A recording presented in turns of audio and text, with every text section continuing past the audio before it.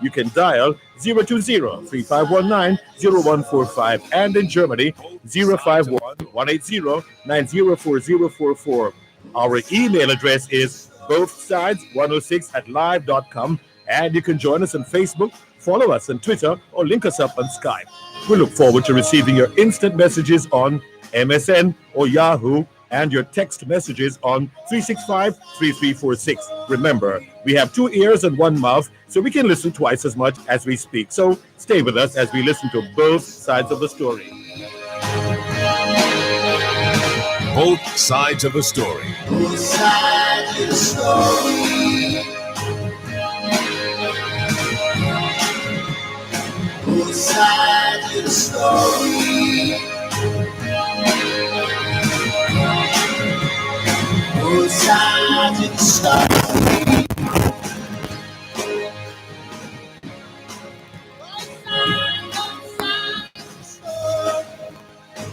Both sides of the story. We always need to hear both sides of the story. Both sides of the story.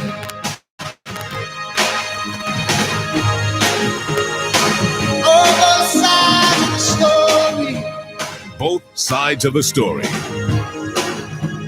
Yes, both sides of the story. Oh, both sides of the story. Oh, both sides of the story. Both sides of the story.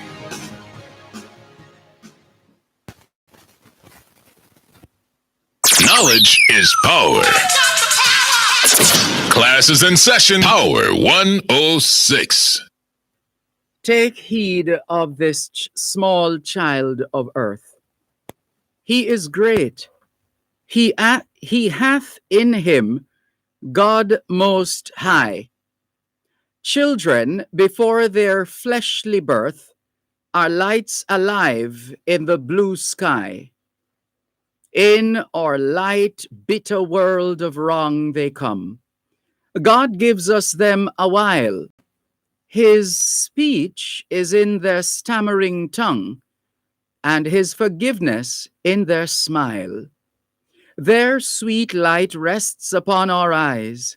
Alas, their right to joy is plain. If they are hungry, paradise weeps. And if cold, heaven thrills with pain. The want that saps their sinless flower speaks judgment on sin's ministers. Man holds an angel in his power. Ah, deep in heaven, what thunder stirs when God seeks out these tender things, whom in the shadow where we sleep, he sends us clothed about with wings, and finds them ragged babes that weep.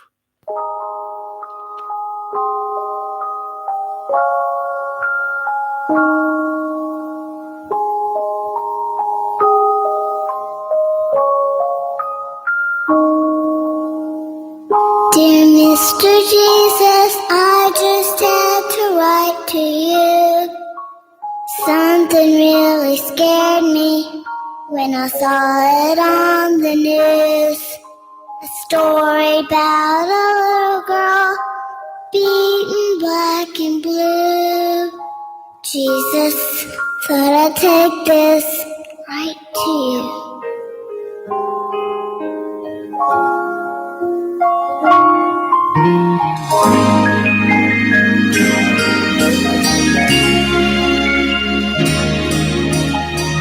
Dear Mr. Jesus, I don't understand why they took her mom and dad away. I know that they don't mean to hit with wild and angry hands.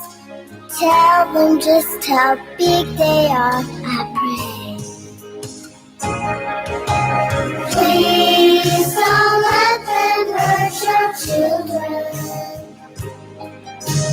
We need love and shelter from the storm.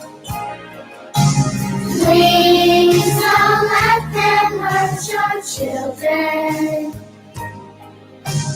Won't you keep us safe and warm?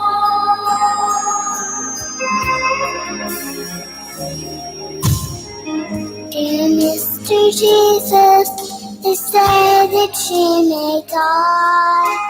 Oh, I hope the doctors stop the pain. I know that you could save her and take her up to the sky, so she will never have to hurt again. Please don't let them hurt your children. We need love and shelter from the storm. Please don't let them hurt your children. Won't you keep us safe and warm? Dear Mr. Jesus, please tell me what to do. And please don't tell my daddy, but my mommy hits me too. Please don't let them hurt your children. We need love and shelter from the storm. Please don't let them hurt your children. Won't you keep us safe and please don't let them hurt your children. They need love and shelter from the storm. Please don't let them hurt your children. Won't you keep us safe and warm?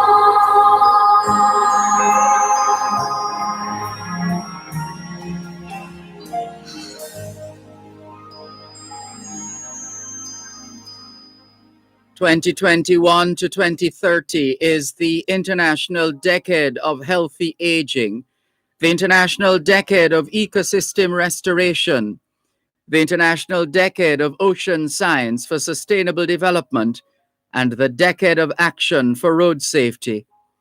It's the 13th day of the 7th month of 2021, the International Year of Peace and Trust, the International Year of Creative Economy for Sustainable Development, the International Year of Fruits and Vegetables, the International Year for the Elimination of Child Labor, and the International Year of Health and Care Workers. Put another way, it's the 13th day of the 2nd month of the 2021 Atlantic hurricane season, and the National Hurricane Center in Miami, Florida, is reporting that satellite-derived surface wind data indicate that the non-tropical area of low pressure several hundred miles southeast of Cape Race, Newfoundland, is producing winds below gale force and limited showers and thunderstorms. Although environmental conditions are only marginally favorable during the next couple of days, some slight development is possible as it drifts generally southward over warmer waters. Toward the end of the week, the low is expected to accelerate north-northeastward and open up into a trough of low pressure in response to an approaching frontal system moving off the coast of New England. Closer to home here in Jamaica this afternoon, partly cloudy and windy.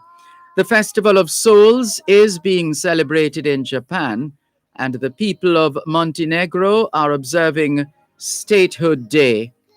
Hoy es martes, el 17 de julio 2021. Y les saludamos en cualquier parte del mundo que nos están escuchando en este momento. Let's do that again.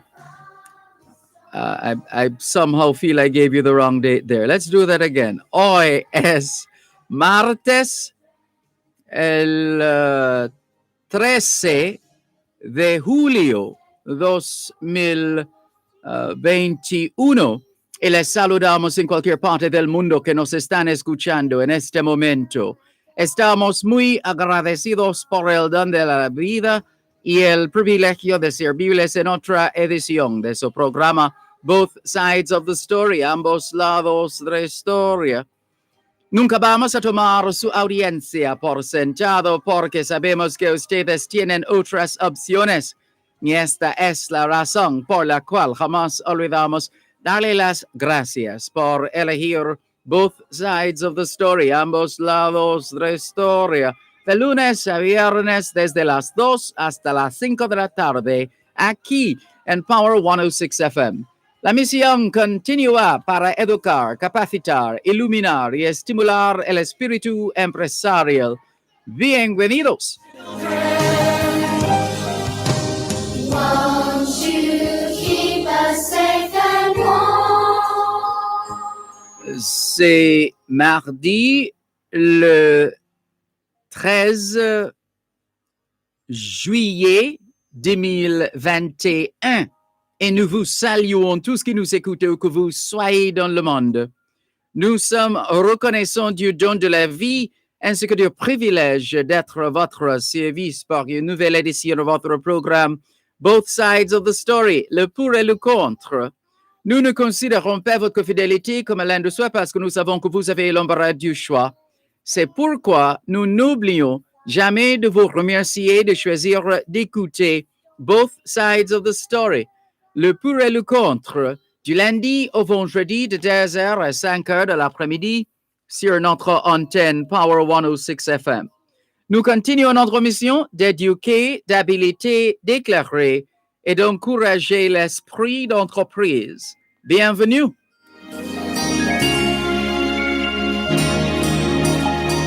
Dear Mr. Jesus, All we're saying is it's Tuesday, the 13th of July, 2021, and we greet you well wherever in the world you are listening to us right now.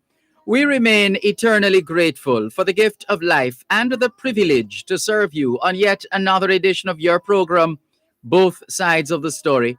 We don't ever take your listenership for granted because we know you have choices, and that's why we never ever forget to remember to say thanks for choosing to listen to Both Sides of the Story, Monday to Friday, 2 to 5, right here on Power 106 FM.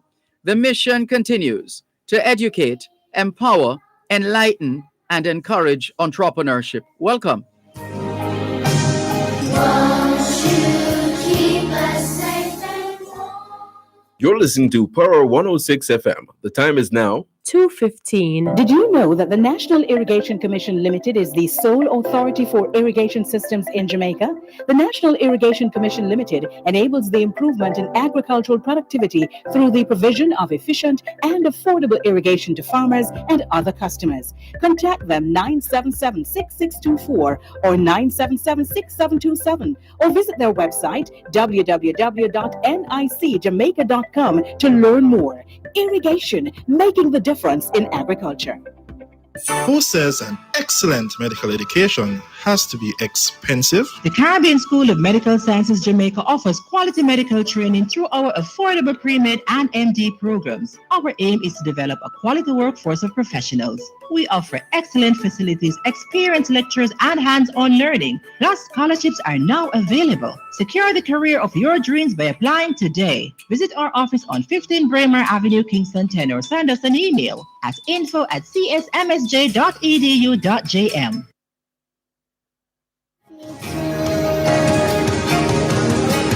Please don't let them hurt your children.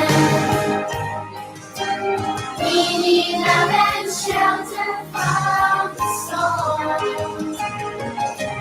Please don't let them hurt your children.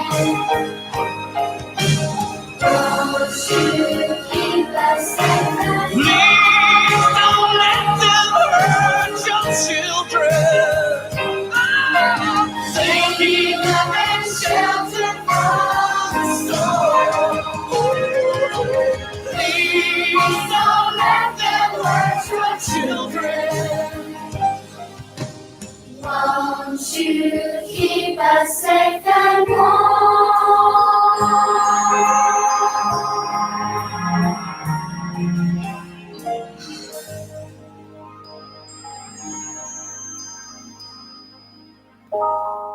Thank you so much for staying with us. Thank you for listening to us. Those of you on 106.1, 106.3, 106.5, 106.7, and 106.9. From Moran Point to Negril Point, from the Goat Islands to Galena Point.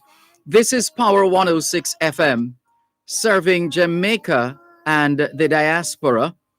Hello to those tuned in via the Power 106 FM app, which you would have downloaded from the App Store or the Google Play Store, depending on the nature of your device. Downloading is free, listening is free, whenever, wherever. We thank you if you have logged on to the Gleaner's website, go-jamaica.com. Subscribers to onespotmedia.com also have access to both sides of the story in particular and Power 106 FM in general. We acknowledge those who have dialed a designated number to listen to Power 106 FM from the USA and the UK. Those in the United States who wish to dial a number to listen to Power 106 FM can call 631 359 8281. 631 359 8281. If you're in the United Kingdom and you wish to dial a number to listen to Power 106 FM, please call 0330 606 0953, 0330 606 0953. We're all over social media: Facebook, Twitter, Skype, LinkedIn, BBM, Yahoo Messenger, Tango, WhatsApp, Snapchat, TikTok, and you can fill in the blanks.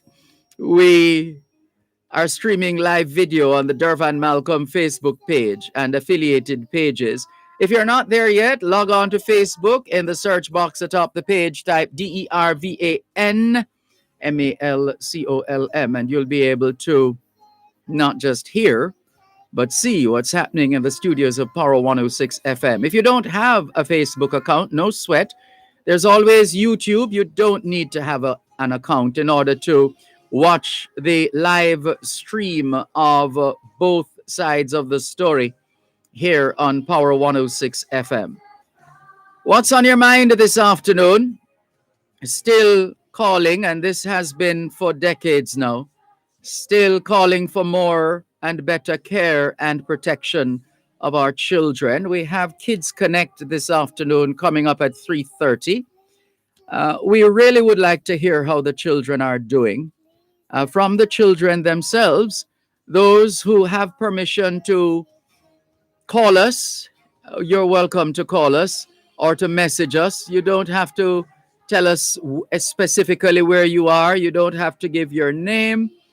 Just a general idea of how you've been doing as a child, as a young person growing up in Jamaica. Anxious to hear from you. We hear the stories, we read them as well, and we know that all is not well.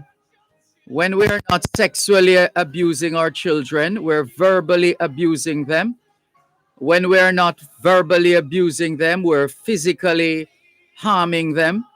When we're not physically harming them, we are disregarding them in certain hostile environments to the point where they become targets. Innocent children become targets. Again, none of this is new. Those of us who comb through the archives on a daily basis know that this has been going on for a very long time, magnified in the age of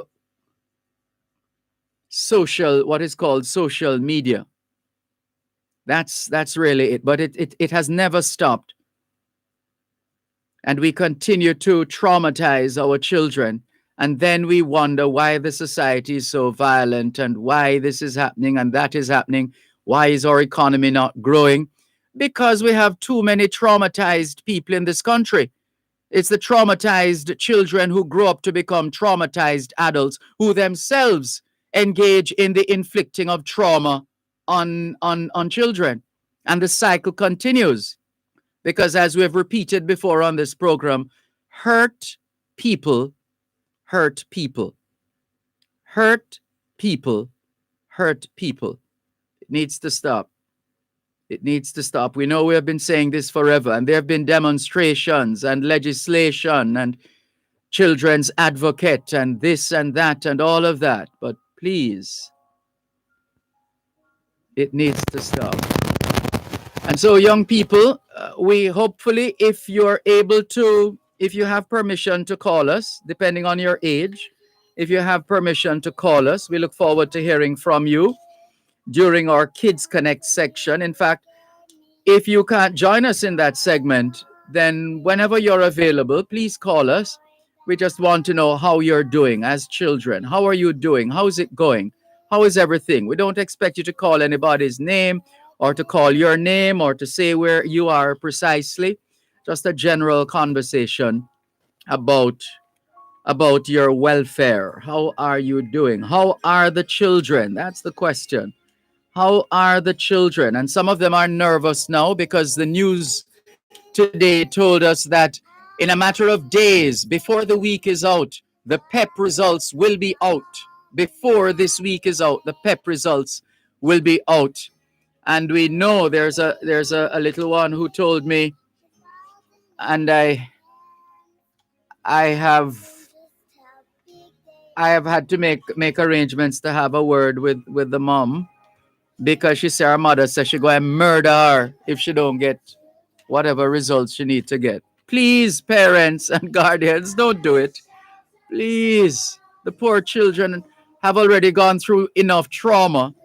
Trauma before COVID-19, trauma during COVID-19, and this trauma doesn't seem as if there's an end to it. Please don't threaten them. Please. It's been a rough 15 months or so. And even before that, it was rough.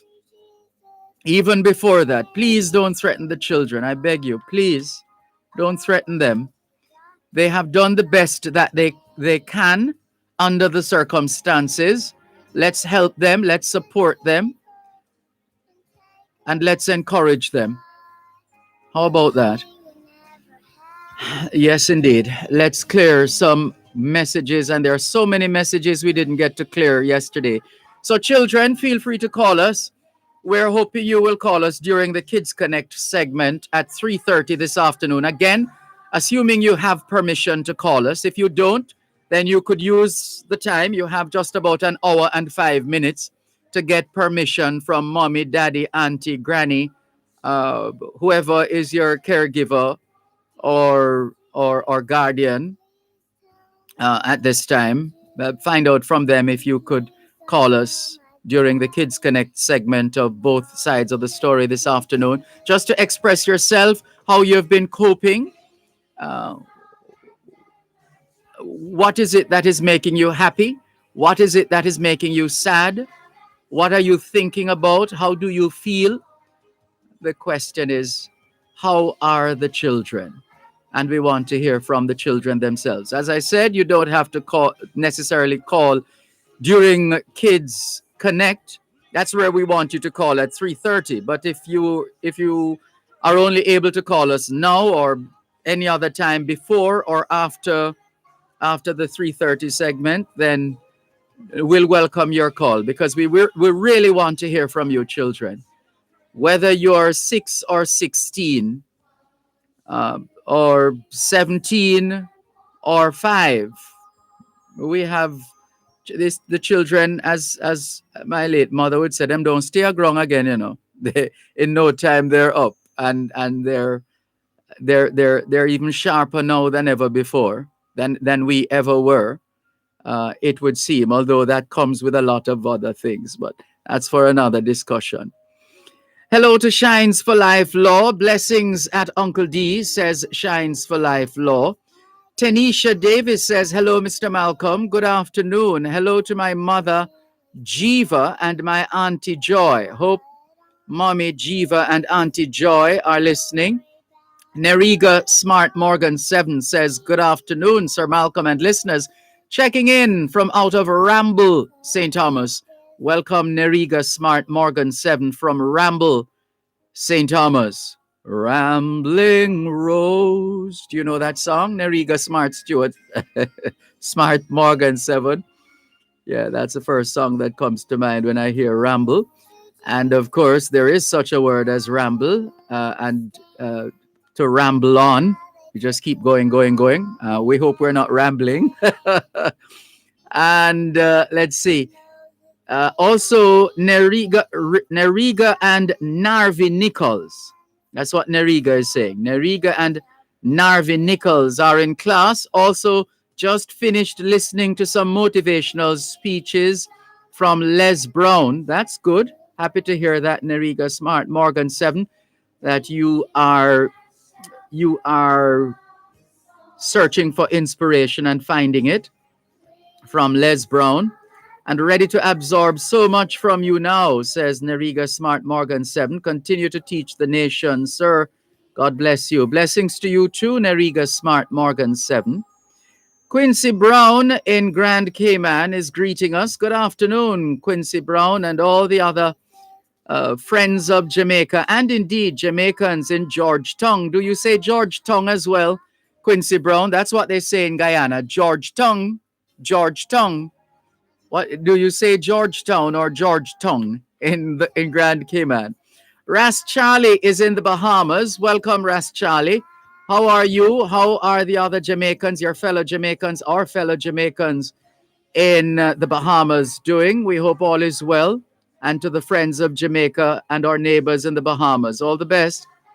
Similar sentiments to our neighbors in the Cayman Islands. Kevin Kedon Donaldson says, afternoon, Mr. Malcolm. You always play some timeless classics. Bring me way back. Say hi to my mom, Miss Velonia Brown, a.k.a. Miss Dell. She's listening in from Central Village. Good afternoon to you, Miss Velonia Brown, a.k.a. Miss Dell, listening to us in Central Village. Good to have you on board. Thank you very much. Sending congratulatory greetings, says Quincy Brown, to Jackie Neal and nurse Angela James on the successful opening of Loud Silent Voices Community Group Home for the Mentally Challenged in West Bay, Grand Cayman. Cayman's Community Group Home is modeled similarly to Community Group Homes, Jamaica, led by Professor Wendell Abel. Thanks for sharing, Quincy Brown. Cherry Henry, blessed Tuesday to you too, and we accept greetings on behalf of the listeners in accordance with your message. More in a moment. Won't you keep us safe? You're listening to Power 106 FM. The time is now 2:30. Your taxes hold the key. Nobody come in line. Pay your taxes online. So many options. You choose. Pay online at jamaicatax.gov.jm, TAJ mobile app, direct funds transfer, and NCB online banking. It's safe, convenient, and secure. Tax Administration Jamaica, changing the way we do business.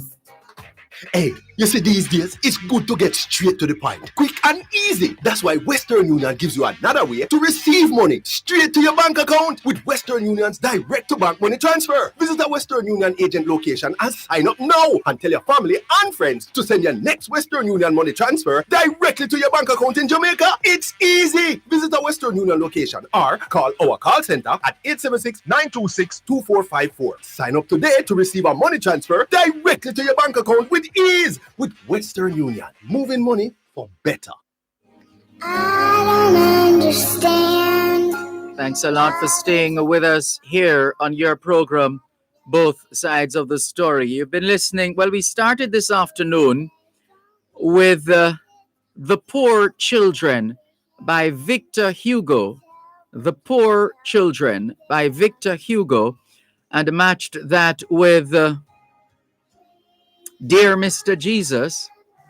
The voice that you've been hearing is that of Sharon Batts, Batts.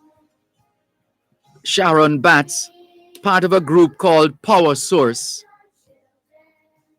And it doesn't matter how long ago this was recorded, it remains timeless. And it's quite compelling and arresting and provokes us to thought, and not just thought, but action in the name of our children and protecting our children. Ricardo in Glengoff, St. Catherine is online as usual. So too, Inez Campbell Brown in Bridgeport, Connecticut. Blessings to you too, Inez Campbell Brown. Neriga Smart Morgan 7 says, wow, lovely song. Please don't hurt our children. Please keep them safe and warm. Wow, lovely, says Neriga Smart Morgan. Quincy Brown says, thanks for tuning in, Nurse Angela James. Blessings always. This is a good Jamaica Cayman connection. Happy to be of service to you and your fellow Caymanians and Jamaicans as well, Quincy Brown. Robledo Black Pearl Michelle asks, how do you respond to people who are hurtful towards you because of jealousy? Do you return the vitriol or take the higher ground? Oh, I love taking the higher ground, Robledo Black Pearl Michelle. There's nothing I enjoy more than taking the higher ground. Nothing I enjoy more than taking the higher ground. Yeah, so that's the position. You ask the question. That's the position. Quincy Brown says Jamaica and Cayman are fingers of the same hand, quoting Dr. Amina Blackwood Meeks. Hello, Amina Blackwood Meeks. Hope you're well. Dwayne Bodden says, hello, Quincy Brown. Sophia Nemad in Jamaica, what do we say? Sophia. I think we've had this conversation before, right? Sophia Nemad. There are those who pronounce the name Sophia, others who say Sophia. In Jamaica, there's a tendency to say Sophia. Right. Sophia Nemad. Good afternoon to you. Dwayne Bodden says, hello, Mr. Dervan Malcolm, all the way from Roatan, Honduras. Welcome. Bienvenidos. Mi amigo. Dwayne Bodden in Roatan, Honduras. Muy buenas tardes. Norman Hines says, good afternoon, Mr. Dervan Malcolm and listeners here listening straight out of St. Thomas, Jamaica. Good to know you're on board. Thank you very much, Norman Hines. Marva Williams Stewart says, pleasant afternoon to you, Dervan. To you too, Marva Williams Stewart. Neriga Smart Morgan 7 says, wow, this is real one. This is a real one. Yeah. One thing for sure, just try not to stoop to their level. Once you can find a way to get away from them, just do so. Once no wound was inflicted.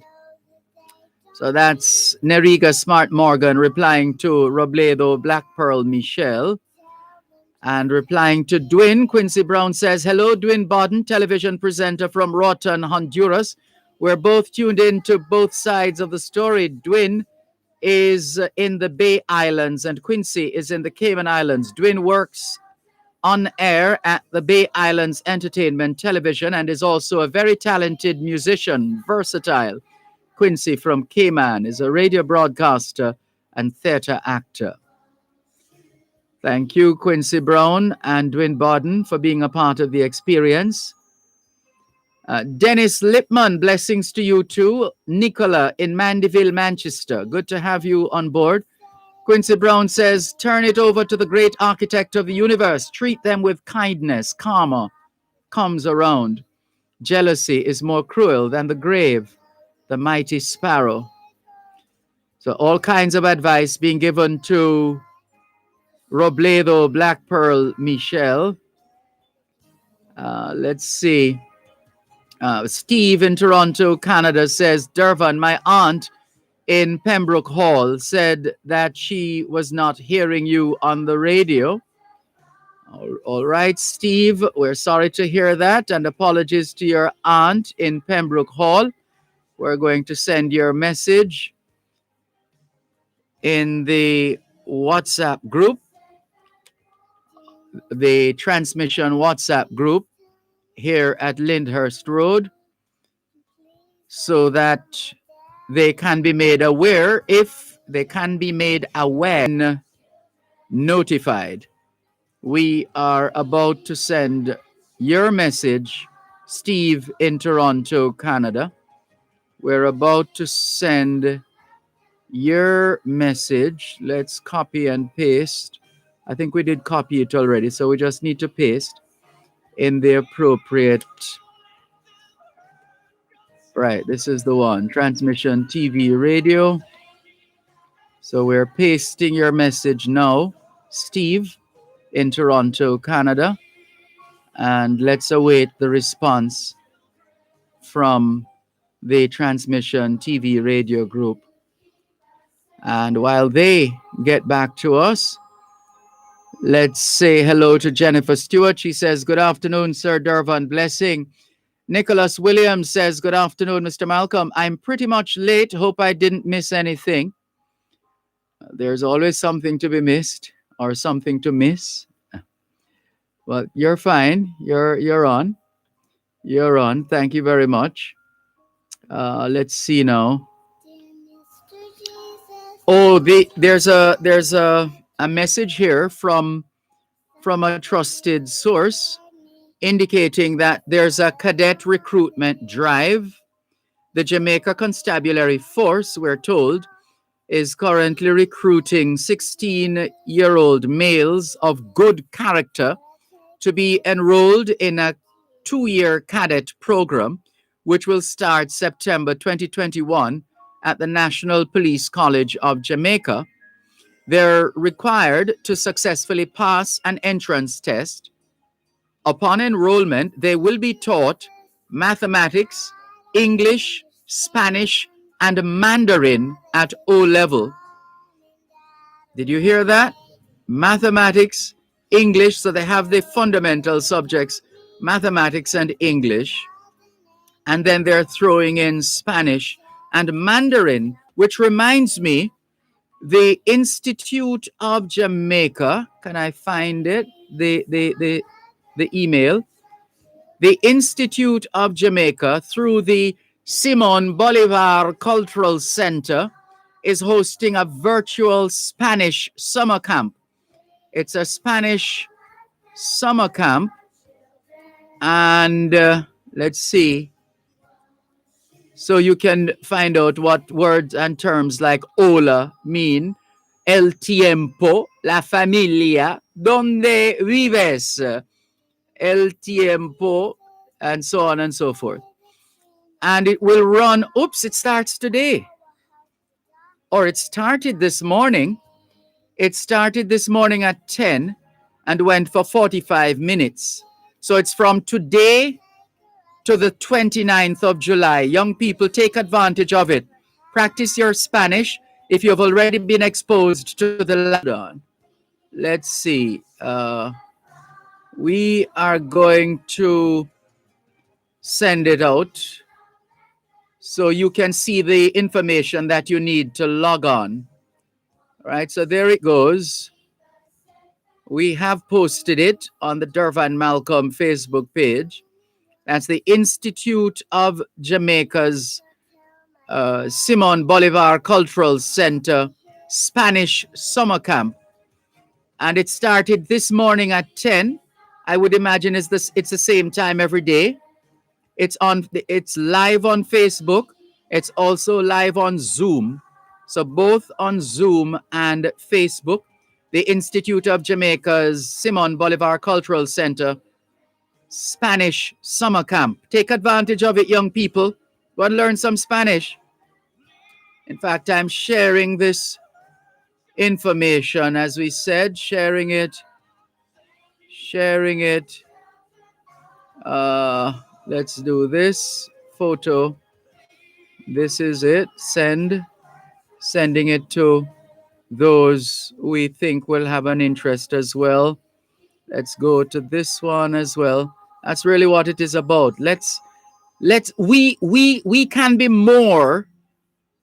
We can be so much more than we are right now. It's just that we've never really tested ourselves or pushed ourselves to the limit, so to speak. And there is no limit, but just in a manner of speaking. just in a manner of speaking. Good afternoon to Cecil Toms of the JUTC. Thank you for your response.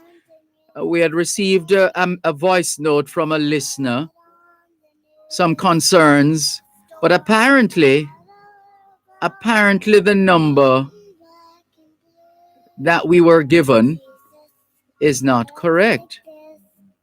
You know, that little thing when we would call to, what was it?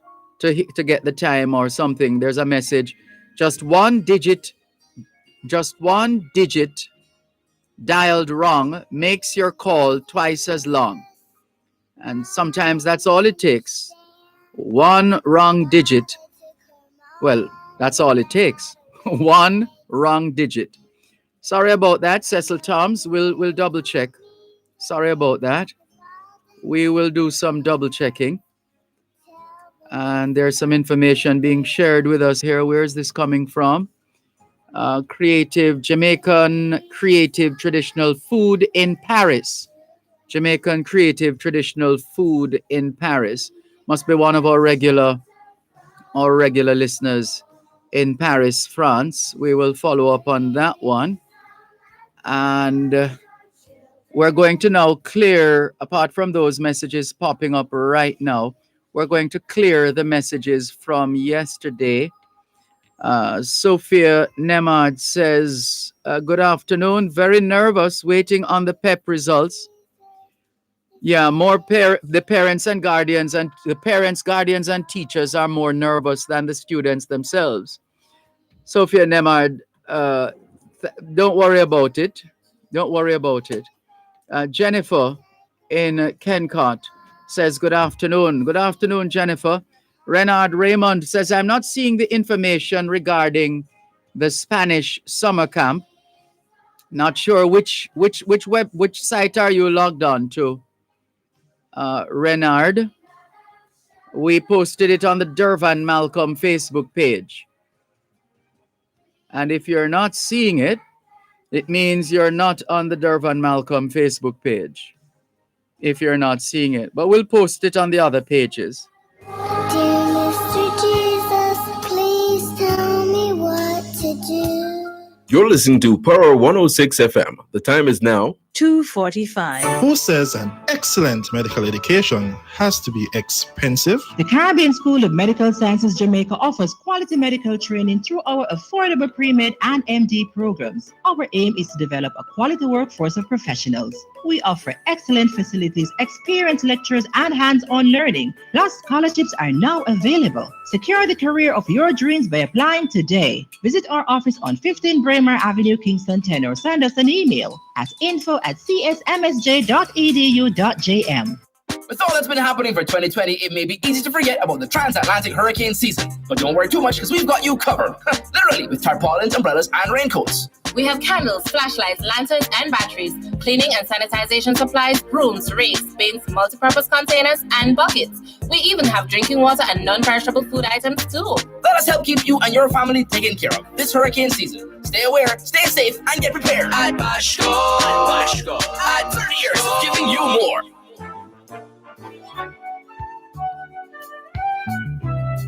You asked, we listened. You said you wanted back the additional hour. Dear Pastor returns to its usual time from 10 p.m. until midnight.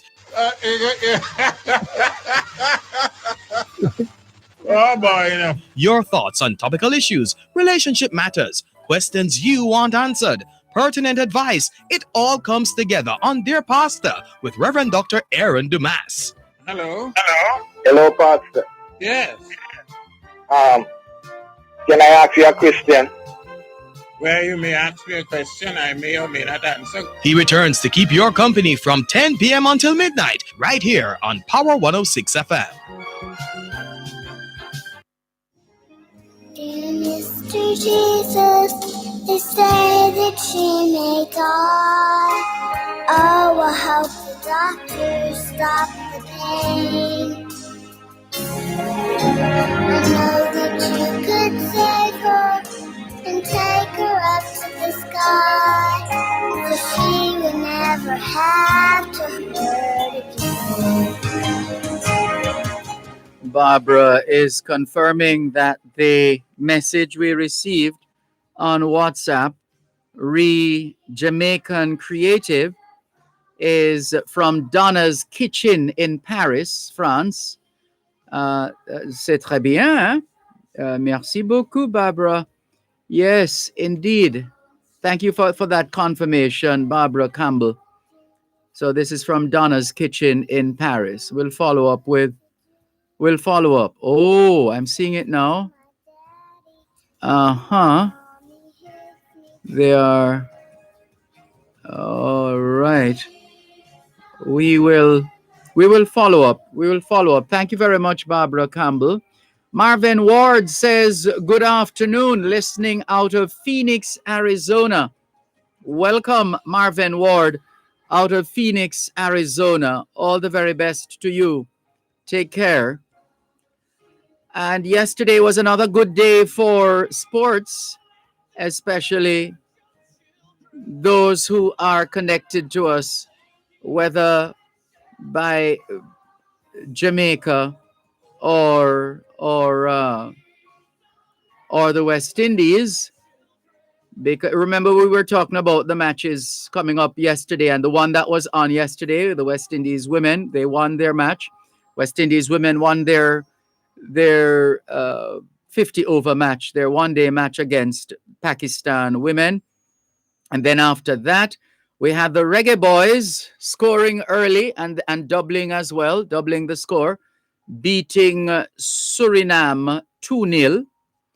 And then we had the West Indies men sealing the series, their 5-match T20 international series, by soundly beating Australia. And they still have 2 matches to go. Chris Gayle finally found his feet and put on a performance as only Chris Gayle can to celebrate his breaking of the 4,000 run barrier as far as T20 runs are concerned. And congratulations to all of them. We're also getting ready for the Olympics, and Olympic Games like no other coming up in a matter of days. Audley Clark asks, what's up, my boss? Hope all is well. All is indeed well, Audley Clark. We're giving thanks for life. How is it with you?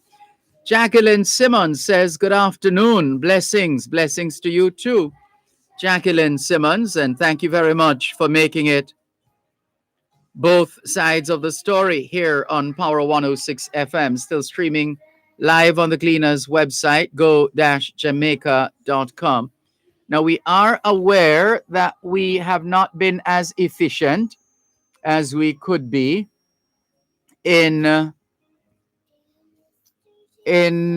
clearing the messages yesterday. So we have some clearing to do in that regard.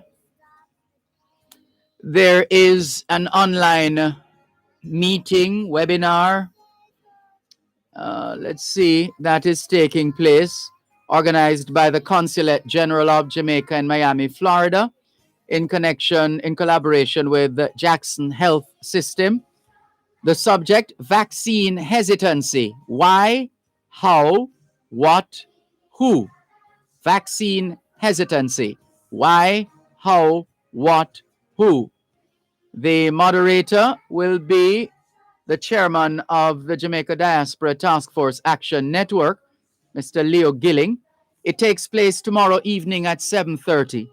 So all those who have all kinds of theories about vaccines and vaccine hesitancy and all these things, here is a discussion worth participating in.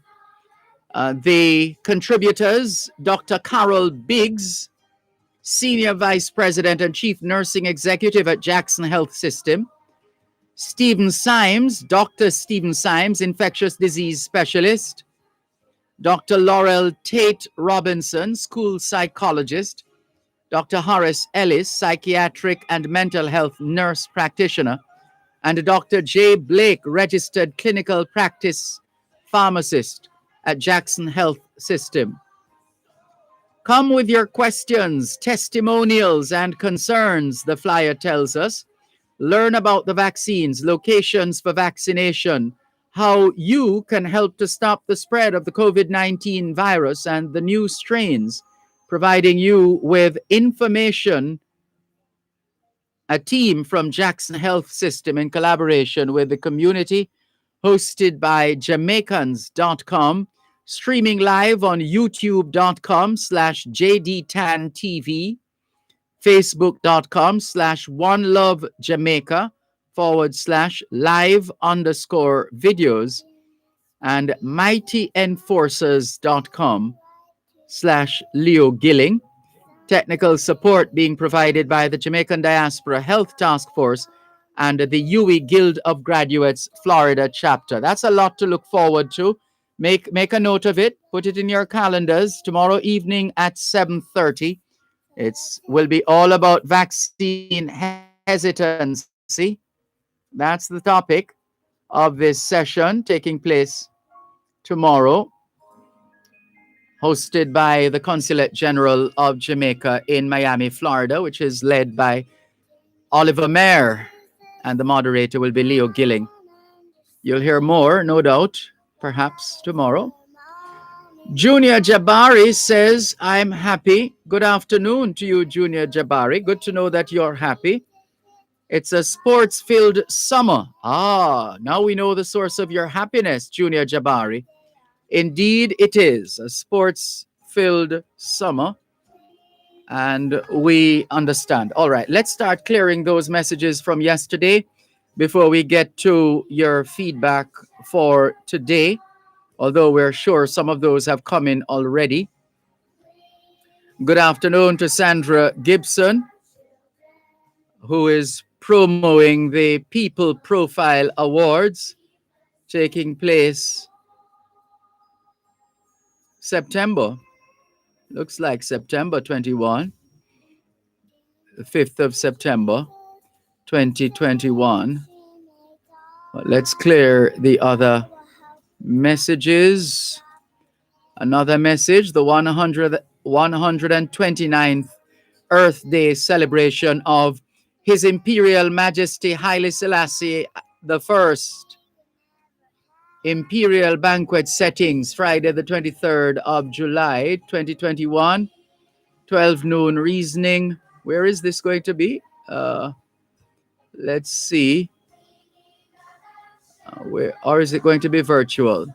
No, it's going to be at Fairfield House, 2 Kelston Road, Bath. And where is this? Is it in the UK? Bath in the UK? Bishop Gooden, tell us where that is, where exactly that is.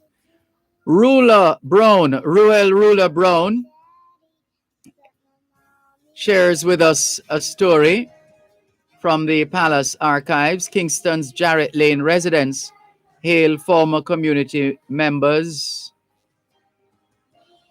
Yeah, Ruler Brown has been doing outstanding work in the Jarrett Lane community of Mountain View Avenue through the Palace Foundation, the Peace and Love Academic Scholarship. Well done, Ruler Brown. And also, Joan in Bermuda shared with us a story of a family who flew back into Bermuda, flew home to Bermuda, went straight home instead of subjecting themselves to quarantine at a hotel at their own cost. And there was quite a standoff in Bermuda as a result of that. And what has happened now is that the police have kept a presence at the home of this family to ensure that they stay in. That's in Bermuda. It's a little easier to do that with a population of 60,000 rather than a population of 2.7 going 3 million here at home. Although the facts tell us, the evidence tells us that we have a declining population. Cuban in Georgia says, good afternoon, Sir Malcolm, my teacher. Love and thanks, manners and respect every time, sir. Sir Malcolm, I'm calling on CARICOM to show some muscles in Haiti and Cuba to begin the removal of the embargo against our CARICOM neighbors immediately, so we in the CARICOM can enjoy the free movement of our people and trade within CARICOM. Calling for a free Haiti and the removal of 60-year-old embargo against Cuba. He complained about food to Dervan and had no food to eat in the training. This one is in reference to. This was in reference to Omar McLeod. It seems pretty straightforward, quite frankly, that situation. It seems pretty straightforward. But let's see. And another one. Patriotic Jamaican in New York says, Mr. Malcolm, call me cynical if you may, but the minute I saw the 3 black players miss their penalties, this was a couple of days ago. This was on Sunday. Yeah. I knew what the reaction of some white people would be. Today, there is a racist uproar in England. The strangeness of the event got me thinking, though, was it coincidence? Was it incompetence? Was it a setup? Was it nerves? Or was it, as the line in the movie, white men can't jump goes, the black man has to look good first and win second? Why did all these black players miss their penalties? I think it merits an investigation, says Patriotic Jamaican in New York.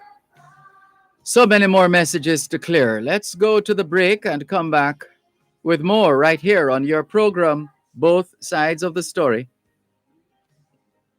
Dear Mr. Jesus, please tell me what to do. And please. The Time by Medical Disposables and Supplies Limited, an official distributor of 3M Healthcare Solutions, 83 Hagley Park Road, Kingston 10, is 3 p.m. Hello, Jamaica. I am Death. Thank you for the great job sending me so many souls. Pedestrians, please continue staring at your phones while on the road, walking on the left when there's no sidewalk, and wearing dark colors at night. You've exceeded my expectations and my quota. Ward off death. Obey the road code. A message from the Road Safety Unit. Thought I'd take this right to you.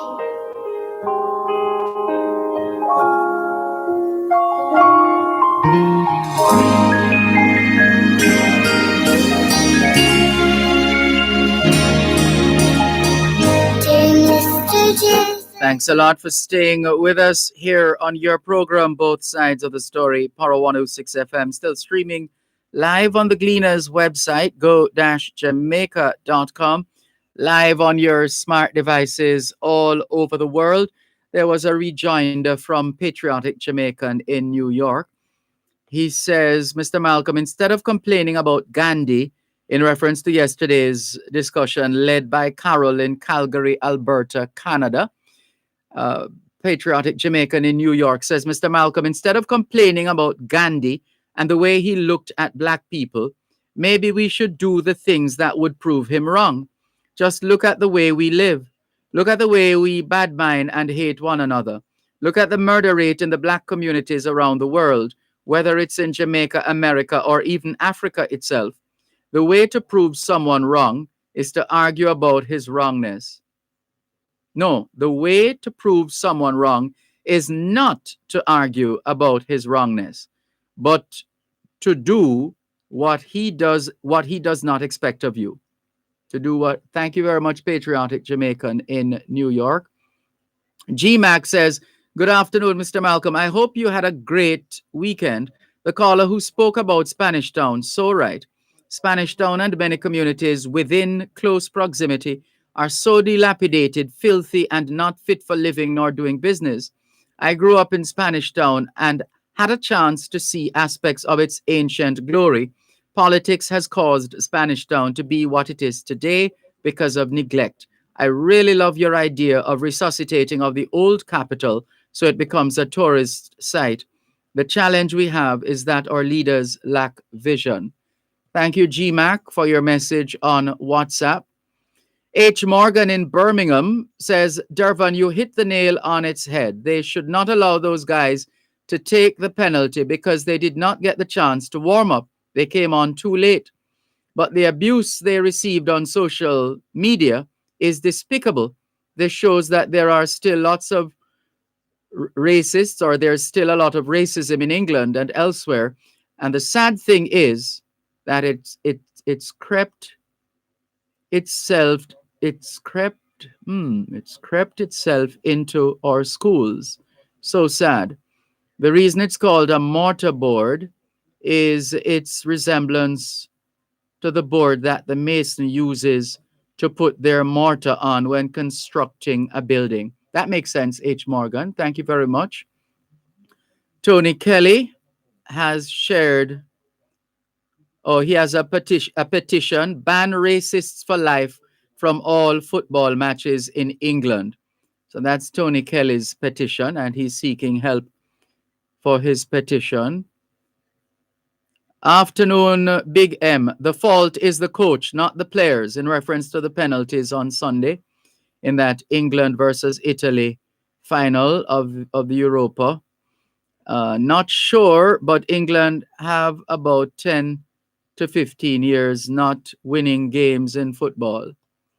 All right, Jimmy, thanks for your message. Clarky Bless in Huntstown, St. Mary says, good afternoon, Mr. Malcolm. Happy Monday. This was yesterday to you and your listeners. Mr. Malcolm, I'm saddened by the report of the shooting of that 7-month-old baby over the weekend. God help our country, Jamaica, land we love. Clarky Bless in Huntstown, St. Mary. Hence our selection this afternoon of the poem and the song. Yeah. Really, really sad. Really, very sad. But as we keep saying, it's nothing new. Sadly, it's nothing new. It's something that's been going on in this country for a long time. Only magnified now by social media and everything else. Let's go back to some more of the messages. This one says, hi D, what's this appointment of our PM to the Privy Council? What's this appointment of our PM to the Privy Council? Not looking good. Hashtag follow Barbados. Well, I think it has been ventilated already, but just in case you missed it, there is what is called, I believe, the Judicial Council or Judicial Committee of the Privy Council, which is the court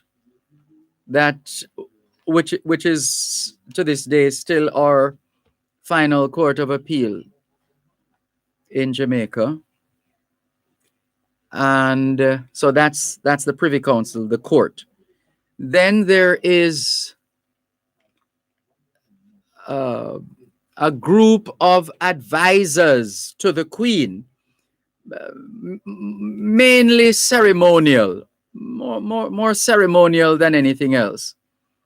And there are about 715 of such people. They're not all active either, who are essentially advisors to Her Majesty. So that's the Privy Council to which the Prime Minister of Jamaica has been appointed. So hence the post-nominal letters PC from henceforth, from the date of from the effective date, from thenceforth, the PM's post-nominal letters will now include PC for Privy Council. And there is also, what's the other? I'm trying to remember. Right, the Governor General, for example, here in Jamaica, and it's a similar situation elsewhere, surrounds himself or herself with a team of lawyers who are advisors, usually in instances or in cases where there's an appeal for clemency. In other words, if someone is scheduled to be or slated to be hanged, to be for the death penalty to be administered, and there is some appeal. If you've ever heard the term, what's the term that they use at Her Majesty's? Oh gosh, the term escapes me now. At Her Majesty's pleasure, or I think sometimes in reference to the Governor General, at the Governor General's pleasure, in terms of those who are incarcerated one way or another. But in certain cases, hope that answers your question. Oh, so here's your follow-up. You say agreed, but should we be looking to break away from colonial ties? Well, we've been telling ourselves that for a very long time. And there is something about the pomp and ceremony and the pomp and pageantry which those who occupy those positions enjoy, and welcome additional pomp and ceremony. It is what it is. And well, that should answer your question as to whether we will be breaking away from colonial ties anytime soon. Yeah, there's something about the pomp and ceremony, the pomp and pageantry. When you can have Hilary Beckles, for example, who is one of those leading the call for reparation, yet he has been knighted by the Queen, and so he is Sir Hilary Beckles. Now, how do you square that? How do you square that? Here's a man leading the reparation charge, or playing a leading role, and he's not letting go of his knighthood. He is Sir Hilary Beckles. Hello, you get the picture. Good afternoon to Sir Hilary Beckles, wherever he is, and those who know him. Good afternoon to you all. Boris Johnson, that's the name I'm seeing, and this is not the Prime Minister this is not the British Prime Minister. At least it doesn't appear so. And we don't think the British Prime Minister would have any time to be watching both sides of the story here on Power 106 FM via our video streams, etc., on Facebook and YouTube. But anyway, the listener who goes by the moniker Moniker, Monica, Moniker, the listener who goes by the moniker Boris Johnson says, "Good afternoon, Jamaica." Good afternoon, Boris Johnson. Faye Weller says, "Blessed love, everyone. Keep up your good work, Mr. Dervan, by God's grace." Thank you, Faye Weller. Junior Jabari says, "Good afternoon. You and the UK PM share the same name." This is Junior Jabari responding to the listener with the name Boris Johnson. Good afternoon. Thank you, Junior Jabari, for your message. Rose McIntosh in London, welcome. How are things in London? How's the weather? She's greeting us. Good afternoon, Rose McIntosh. Thank you very much for tuning in and being a part of the experience here on both sides of the story. Para 106 FM, still streaming live on the Gleaners website, go-jamaica.com, live from your smart devices all over the world.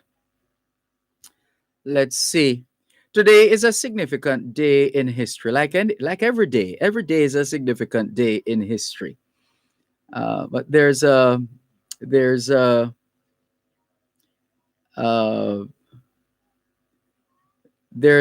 popular speech,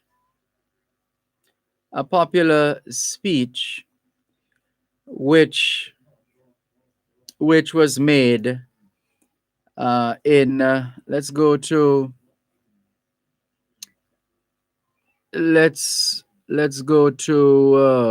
there are two speeches actually. There's the one which was delivered by Anthony, and then there was Brutus's reply, as I remember it. Yes. Right. So here's the history before we remind you of the speech.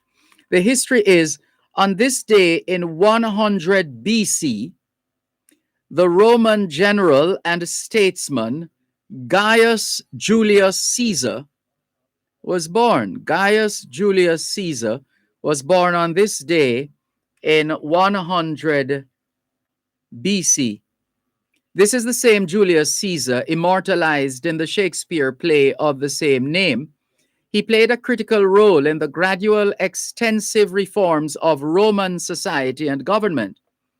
He centralized the bureaucracy. He centralized the bureaucracy of the Republic and was eventually proclaimed dictator in perpetuity. What a title.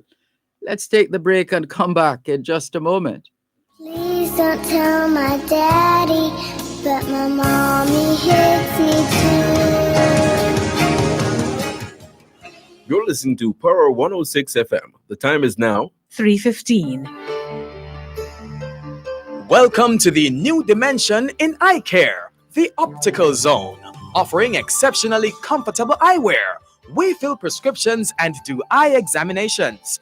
This complete optical store is conveniently located at Shop 14, York Plaza, Halfway Tree. Telephone 929-8656. The Optical Zone, providing vision for life.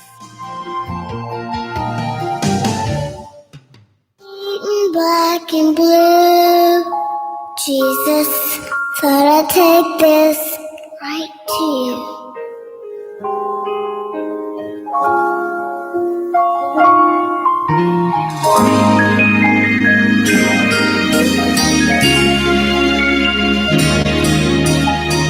Dear Mr. Jesus, I don't understand why they took her mom and dad away. We're still hoping to hear from the children on Kids Connect at 3:30 this afternoon.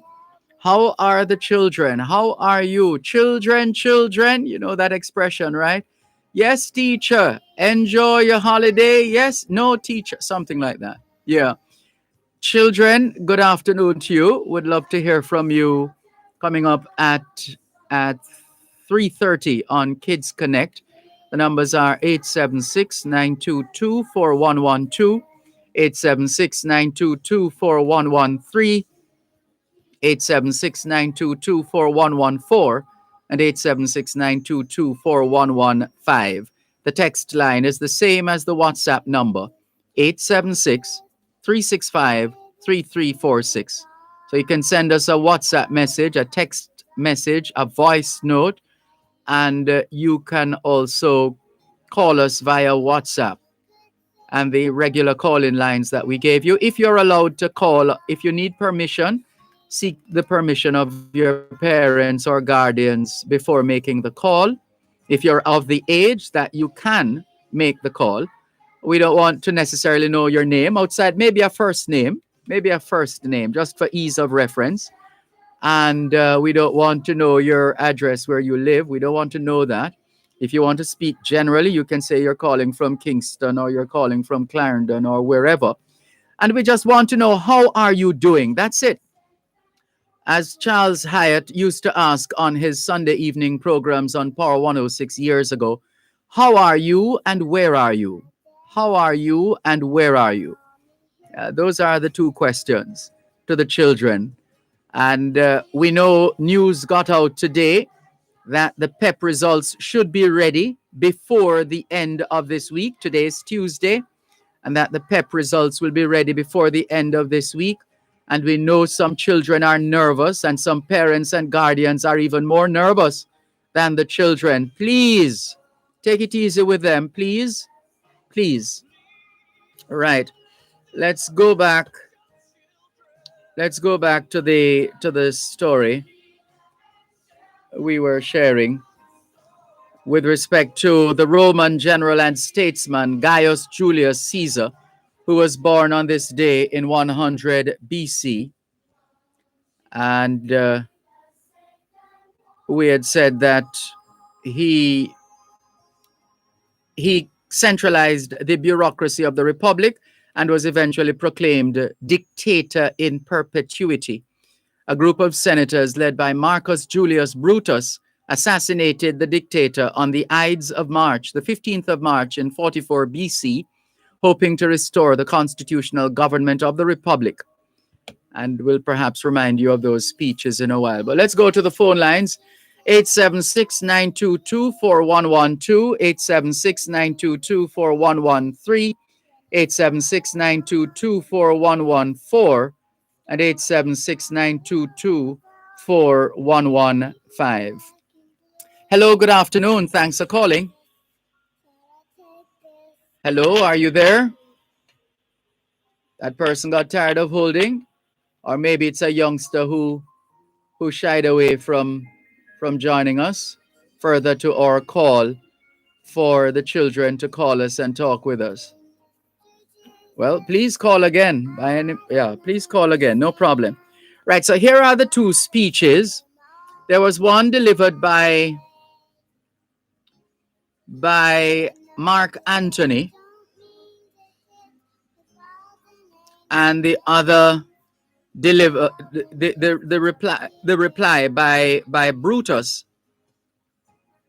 And so here goes.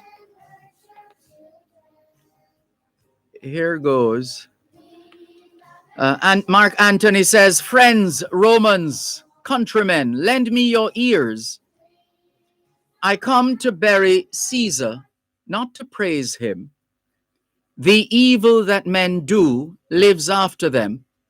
The good is oft interred with their bones. So let it be with Caesar. The noble Brutus hath told you Caesar was ambitious. If it were so, it was a grievous fault, and grievously hath Caesar answered it. Here, under leave of Brutus and the rest, for Brutus is an honorable man. So are they all honorable men. Come I to speak in Caesar's funeral. He was my friend, faithful and just to me. But Brutus says he was ambitious. And Brutus is an honorable man. He hath brought many captives home to Rome, whose ransoms did the general coffers fill. Did this in Caesar seem ambitious? When that the poor have cried, Caesar hath wept. Ambition should be made of sterner stuff. Yet Brutus says he was ambitious. And Brutus is an honorable man. You all did see that on the Lupercal I thrice presented him a kingly crown, which he did thrice refuse. Was this ambition? Yet Brutus says he was ambitious, and sure he's an honorable man. I speak not to disprove what Brutus spoke, but here I am speak what I do know. You all did love him once, not without cause. What cause withholds you then to mourn for him? O judgment, thou art fled to brutish beasts, and men have lost their reason. Bear with me, my heart is in the coffin there with Caesar, and I must pause till it come back to me. So that was Mark Antony's speech from Julius Caesar, and there was Brutus's reply as well. Let's go to the phone lines once again, 876-922-4112-5. Good afternoon. Thanks for calling. Hello, Mr. Malcolm. Good afternoon. Good afternoon. Did you get in touch with the ambassador for me, please? I have done what you've asked me to, which is to share your number with him, and I haven't gotten around to reminding him that you're still waiting to hear from him, because sometimes I forget the time. They are, I think, 13 hours ahead of us. He's in where is it? Indonesia or one of those Asian countries. And sometimes they're 13, I think they're 13 hours ahead of us. So sometimes it's a matter of timing. How do you message somebody or call somebody at a time that you're likely to get them rather than at a time when they're sleeping? So please remember to remind him again, Mr. Malcolm. I'll do my best.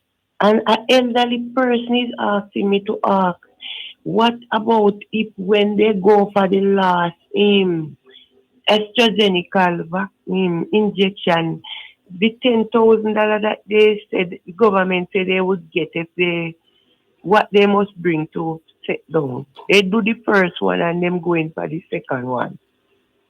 The $10,000 is supposed to be.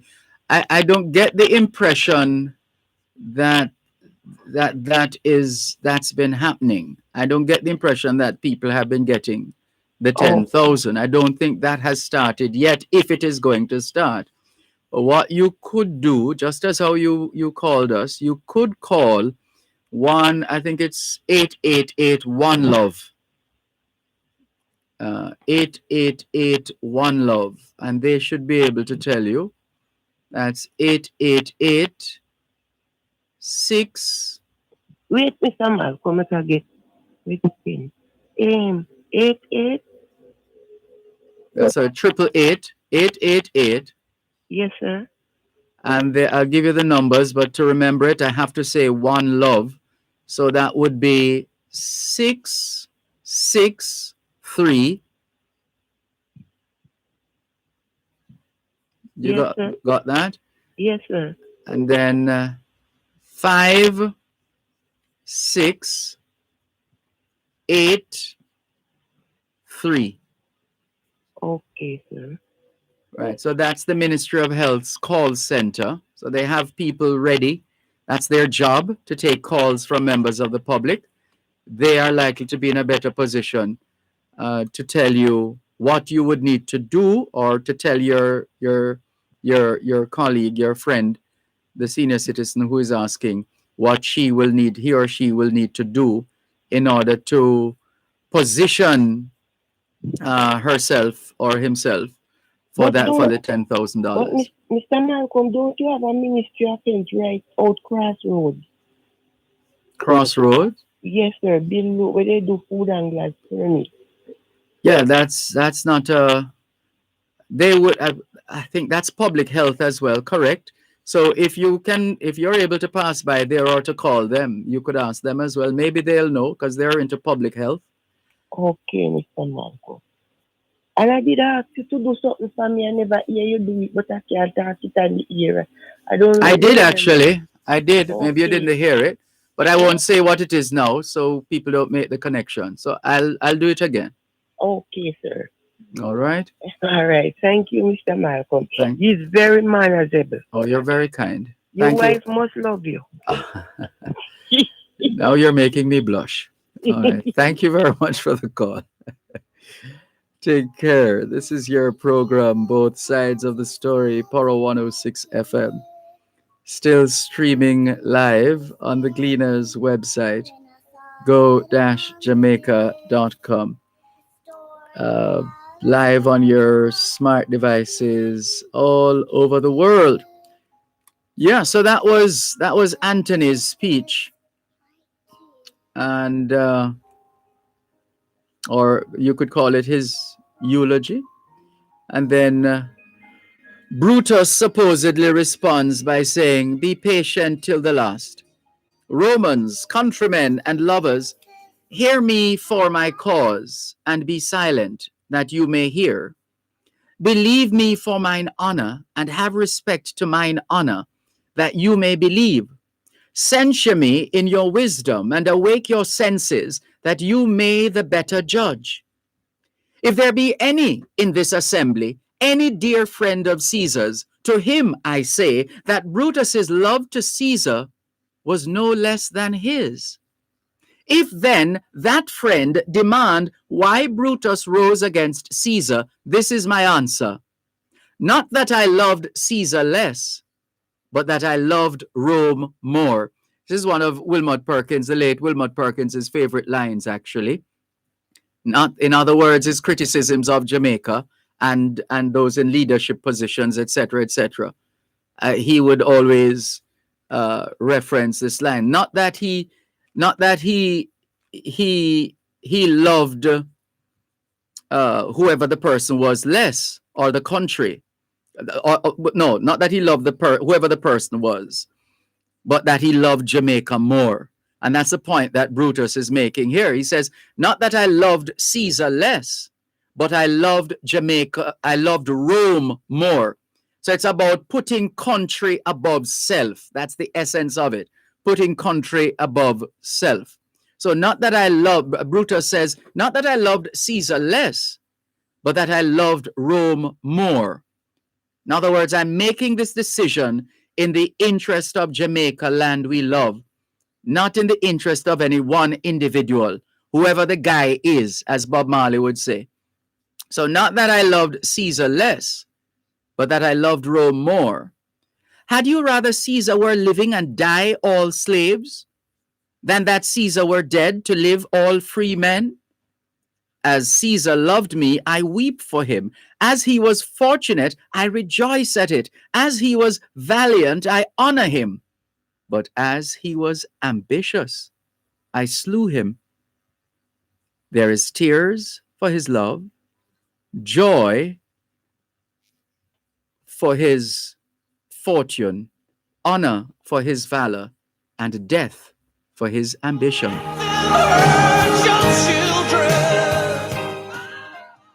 You contribute directly to Jamaica's national development when you pay your customs duties. Let's all do our part in keeping the wheels of our economy turning. The time by the Jamaica Customs Agency is 3:30. Dip into fun and flavor with any pack of Oreo. Send 5 wrappers with expiration date no earlier than May 17 for a chance to win a weekend for a family of 14 all-inclusive, $150,000 cash, or a 40-inch smart TV. 3 ways to enter. Upload information to the Oreo link. More fun, more flavor with Oreo.com/promotion. Or mail wrappers to More Fun, More Flavor with Oreo promotion, P.O. Box 2000 CSO. Or drop in boxes in participating stores with wrappers and contact information from May 17 to July 9. Enjoy the flavor and get ready for the grand draw July 23. Let's win with Oreo. Authorized under Section 58 of the Professional Gaming and Liquors Act. Kids Connect during both sides of the story with Dervan Malcolm is brought to you by the Child Protection and Family Services Agency, CPFSA. Every child deserves protection.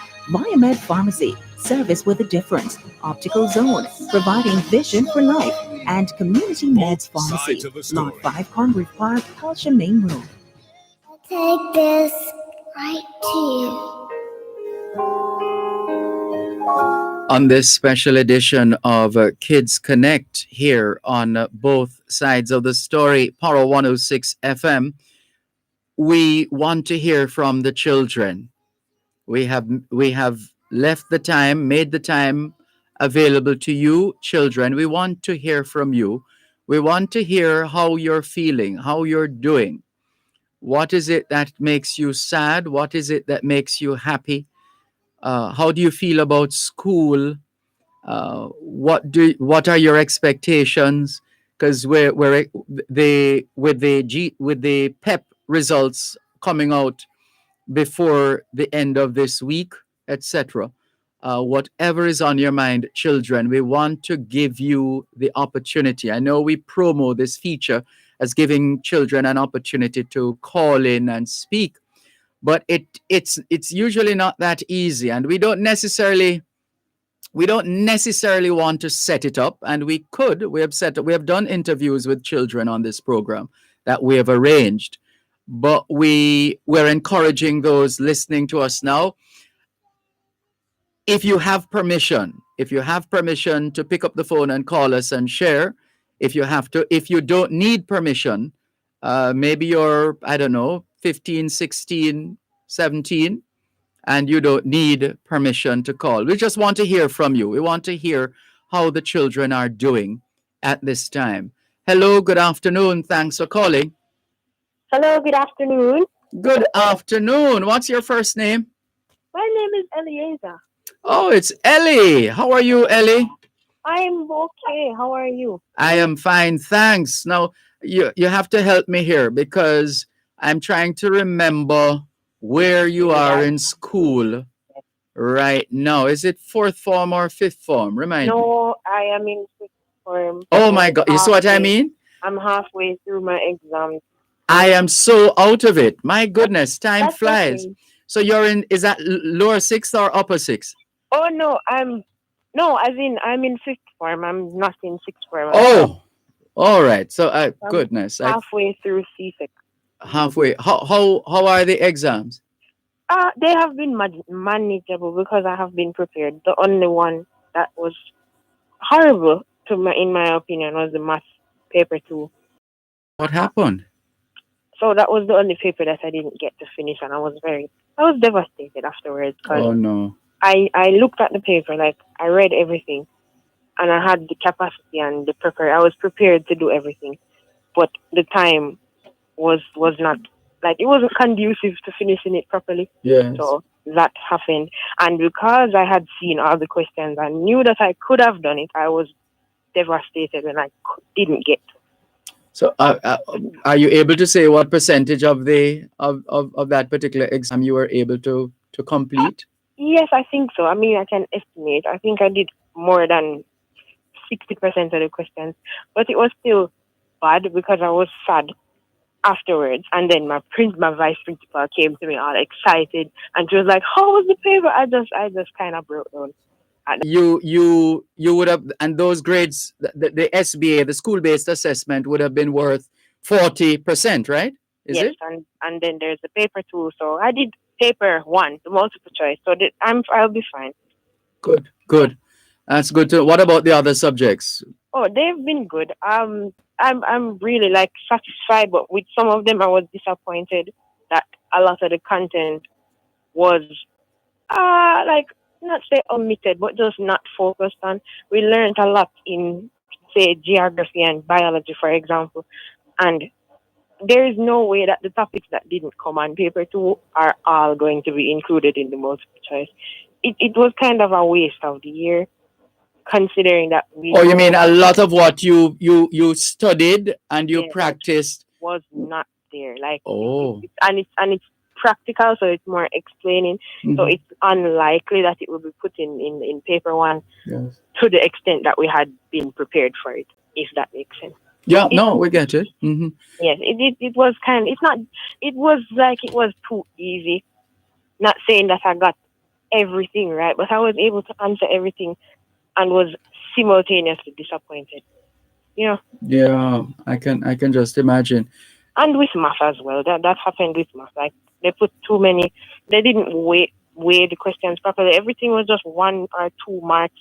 So you have to be doing more questions to accumulate it in such a short time. It was just illogical, to be honest.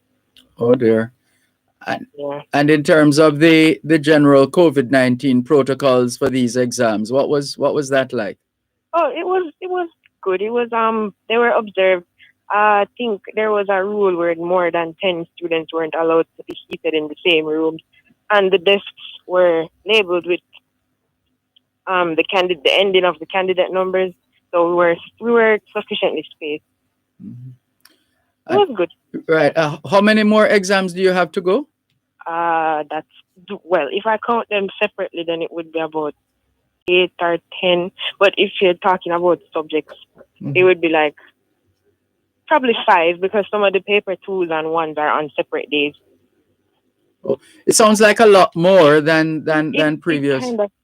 It kind of is because I have 14 days out of July. I've had exams and I'm up to the 7th day, so I'm halfway through. If that makes sense. Yes. But they're all spread out because the paper 2 and the paper 1s are on separate days. Yes.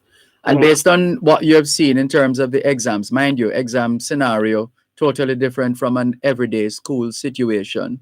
How do you see the likelihood of face-to-face classes come September? I mean, it's kind of 50-50 from my perspective because I think the persons in authority, the relevant authorities, they'll see that the need is there, but at the same time, the health of the public and children, especially our age, is also very important, and for the teachers as well. So they'll have to weigh all of those factors. So I'm not sure. It's like a half chance to be honest. But at your school, do you have the space that is required? Yes, at my school we do. We have the space, definitely. Yeah, and we heard not so long ago that there was a drive to vaccinate teachers. Yes. You know, are you aware of how that would have gone at your school? Have you spoken with any other teachers? Have they mentioned it or? Oh, I haven't asked or spoken to them, and they haven't really told us, so I'm not sure. Right, I see.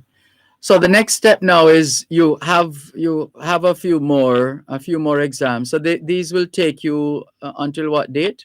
Until the 30th of July. Right. For me. Right, and then you go on vacation in August, right? Not really. Troubling you. Yeah. But how were the preparations though? I think you have said as much that you think you were adequately prepared, but was there anything that would have been done differently than for previous exams, apart from the protocols, just in terms of the preparation, in terms of the areas of preparation? I don't think anything significantly different happened. I think it was just hands-on practice, like doing past papers within the time and seeing how well we can manage things like that. We used to do video conference classes with our teachers even after we got the study break or when we'd have midterms. We've been practicing for a while, but nothing has been like very different per se. Well, how are you on the technology? Oh, I'm managing. I'm fine. I have enough devices and reliable internet connection. Oh, so, that's good. Yes. It's underrated, bless you. That's encouraging news that you're sharing with us. Listeners, if you're just tuning in, we are in the Kids Connect segment of Both Sides of the Story here on Power 106 FM. We've been encouraging the children, the students, to call us and express themselves, those who are allowed to call us, those who are permitted, or if you need to seek permission, as I like to say, ask your parent or your parents or guardians or caregiver if they would give you permission to call and to share how things have been. Do you mentally, what's the feeling? How do you feel mentally with all that has happened so far and still happening? I feel like, well, let's structure it properly instead of explaining. Okay, let me see. I remember specifically that I may have felt a bit overwhelmed before the actual exam started, like the day before my first exam. I said to myself, being very realistic but not pessimistic, I said, I may not do as well as everybody has been projecting since I started school, for example, from years ago. I may not do as well on CXC, but that's okay. I'm prepared and I'm going to do what I can and to the best of my ability. But other than that, and being kind of down and disappointed because I wouldn't do as well as everybody would have thought, it kind of pushed me to let go of certain people's expectations, especially when they're have such a taking a toll on me. So mentally, I'm okay. I just had to let go of some things so that I could function better and do my best. All right. Hold the line, Ellie. We have another youngster who wants to talk with us. Hello, good afternoon. Hello. Mr. Mal. Oh, good afternoon. Good afternoon. Okay, not such a youngster. It's all right. No, Never mind. It's just a half youngster, Mr. Malcolm, not fully. What I want, asking you, please, I know that your program is not Sunday Contact, Mr. Malcolm, but I used to work with this lady. She used to act with Valerie Johnson and Oliver Samuel. Her name is Violet Meikle. She gone to live in England. When I was getting married, she was there. She have a son named Mark Bowen and her daughter Lisa Perros. I used to take care of them, but we lose contact. So I'm asking anybody know of her could give me a call, please. Miss Violet Meikle, and her son name is Mark Boyne, and her daughter is Lisa Perros. My number, Mr. Malcolm, is 218-3228. Hold on a moment there. Let's take your details off air. Let's take your details off air. Right. This is your program, Both Sides of the Story, Power 106 FM. Still there, Ellie? Yes. Right. Thank you very much for staying with us. Listeners, again, this is a special edition of Kids Connect here on your program, Both Sides of the Story on Power 106 FM. We've been encouraging the children to call us, the young people, to tell us how they've been doing, how they've been coping with whether exams or just generally coping with the times. Let's take the break and come back. One moment, please. You're listening to Power 106 FM. The time is now 3:45.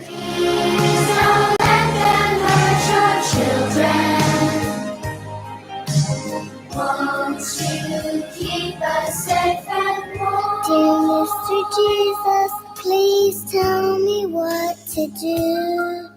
And please. Thanks a lot for staying with us on this special edition of Kids Connect during Both Sides of the Story here on Power 106 FM. It's open mic, as they would say, an opportunity for our children, our young people to express themselves, those who are allowed to call us, those who are able to, those who are unable to, or maybe you have permission to message us. You can always message us. The numbers to call, though, 876-922-4112-5. 876-922-4112-5. Those are the numbers to call. You can also send us a text message or a WhatsApp message, a voice note, any one of those. Text message, WhatsApp message, voice note, or you can call us on WhatsApp. That's 876-365-3346. 876-365-3346. And so far, we have Eliaja calling us and sharing her experience so far.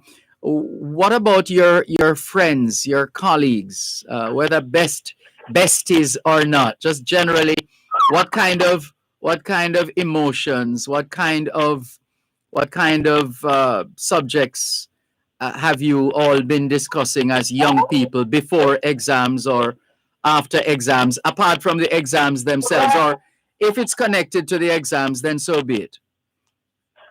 Okay, so we've been implementing this kind of system of balance where we don't stress ourselves. We haven't been stressed per se because we are friends and we're also in the same class.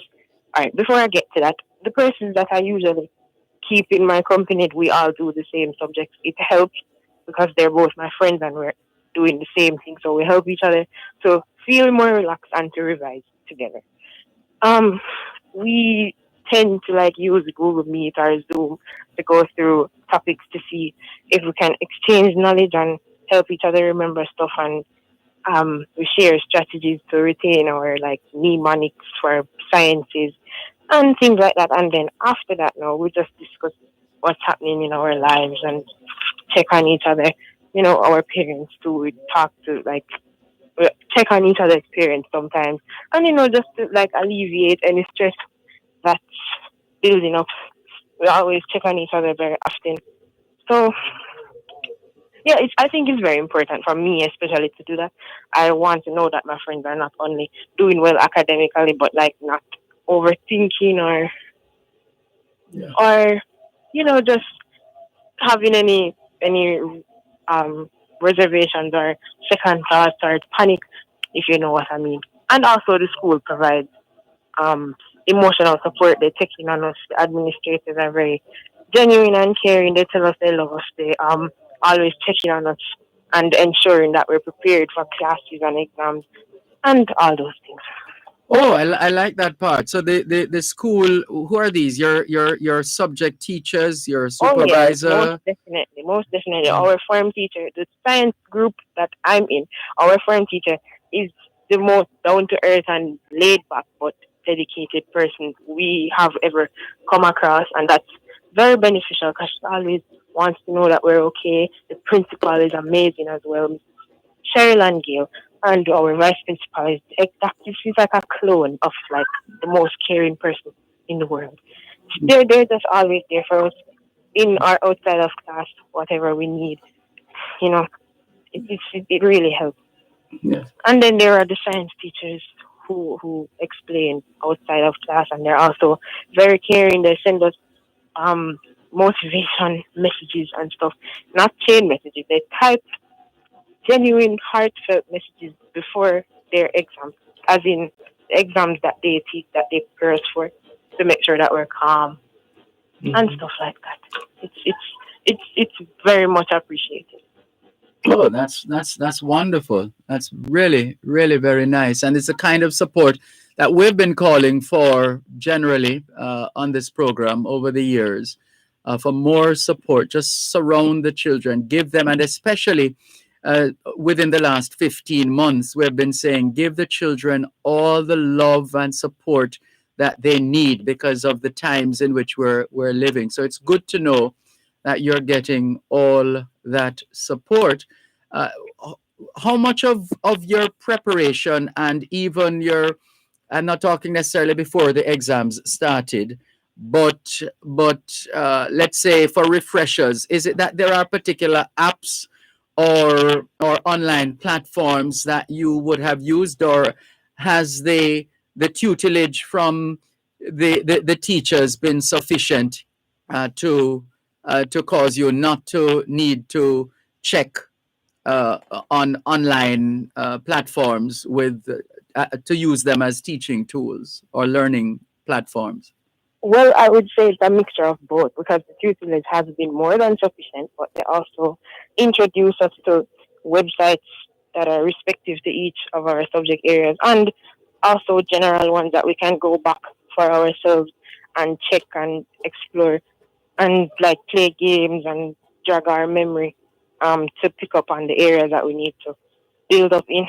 So they introduce us to sites, for example, chem equations and quizzes, and there's another one that's I can't remember it right now, but there's another one like with games that time you and give you an efficiency score and tell you what you need to work on and how to go about it. So it's a mixture of both.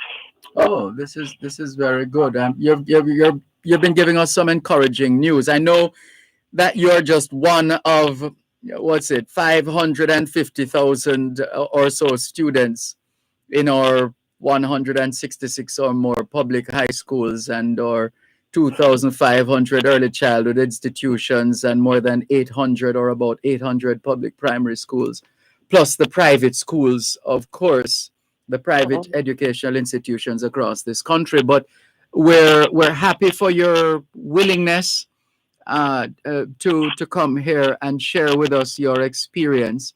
We don't want to overstay our welcome in a manner of speaking. So we really want to thank you. Hope you get a chance though, or get the opportunity to get some rest after this, or well, maybe not necessarily rest, but just some relaxation, some fun, maybe to the beach or somewhere. I don't know. Just a thought. Yes, hopefully. Yes, because you'd after all you've been through as students of the COVID-19 era, you deserve all the pampering that that is out there, that's available. Yes, but the thing is, the only thing, I mean, it will happen, but the only thing is that graduation has been pushed to the 10th of August, which cripples my plans to do anything that's not related to school, which is okay. Oh, I see what you mean. So that's going to be virtual, right? I think it's a walkthrough, but it's going to be somewhat virtual for the persons who can't physically attend. I see. How much does that mean to you to graduate, to attend, to be a part of a graduation? It's like, it's not what people used to describe it to be, because I used to listen to others who like relate their experience when they graduate from my institution in particular, and it's, for me, it's more of an it's more of a significant accomplishment for me, because I did the full-blown PSEC exam in a pandemic when I was I'm a bit nervous. That's all right. My unorthodox high school experience started in the middle of fourth form when face-to-face classes were eliminated completely for a few weeks, and then it just started from there. I kind of panicked at the beginning, but going through all of this and seeing that the success is slowly accumulating and making itself known is like one of the greatest accomplishments for me. Good. So this graduation means a lot to me. Good. Right. And as we wrap, remind us of your career goal. I think I remember what it is, but for the benefit of our listeners, what path are you looking to take as you pursue your goals, your dreams, your aspirations? Right. So I want to go into the field of medicine. I want to be an obstetrician gynecologist. Yeah. And you are, based on what you have told us in terms of the performance so far in the exam, so far so good in terms of that being those subjects being required subjects for the course you're looking to pursue? Oh yes, and I could also become a pilot. Really? Yes, I could. Okay, well, let's see. Then there's nothing wrong with that. A doctor who flies. Yeah, that sounds like fun.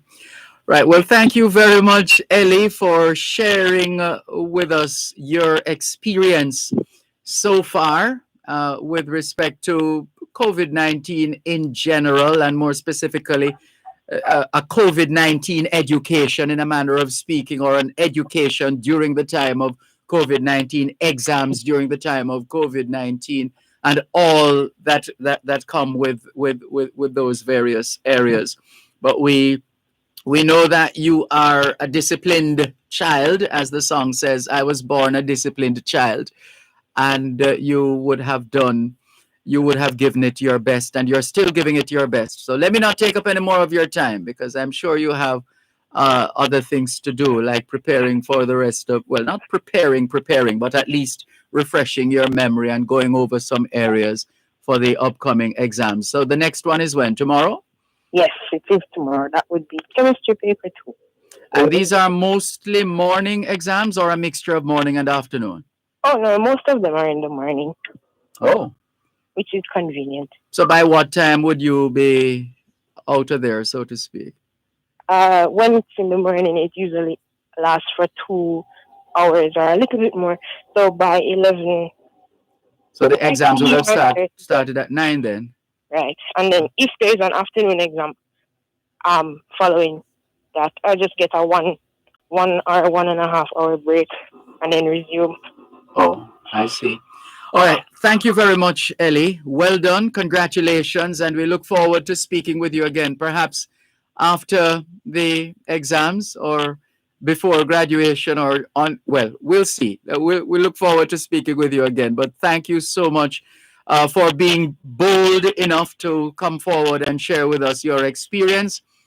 You no doubt would have helped to say some of the things that the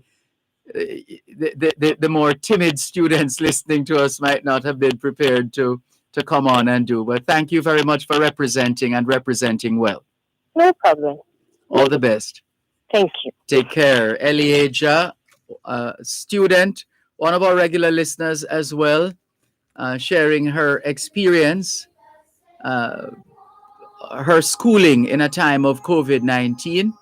We certainly learned a lot. And we still look forward to taking other calls, even after we would have concluded today's edition of Kids Connect, because it really is all about the children. Like we said a few weeks ago, when we were hearing nenge between JTA and Ministry of Education, Youth and Information. And we repeat, we must never make the mistake to think that it's about us. It's about the children. It's not about the Minister of Education. It's not about the junior minister. It's not about the president of the JTA. It's not about the president of the NPTAJ. It's not about the principals, not about the teachers, not about the parents and guardians. It's about the children. And if we keep that focus,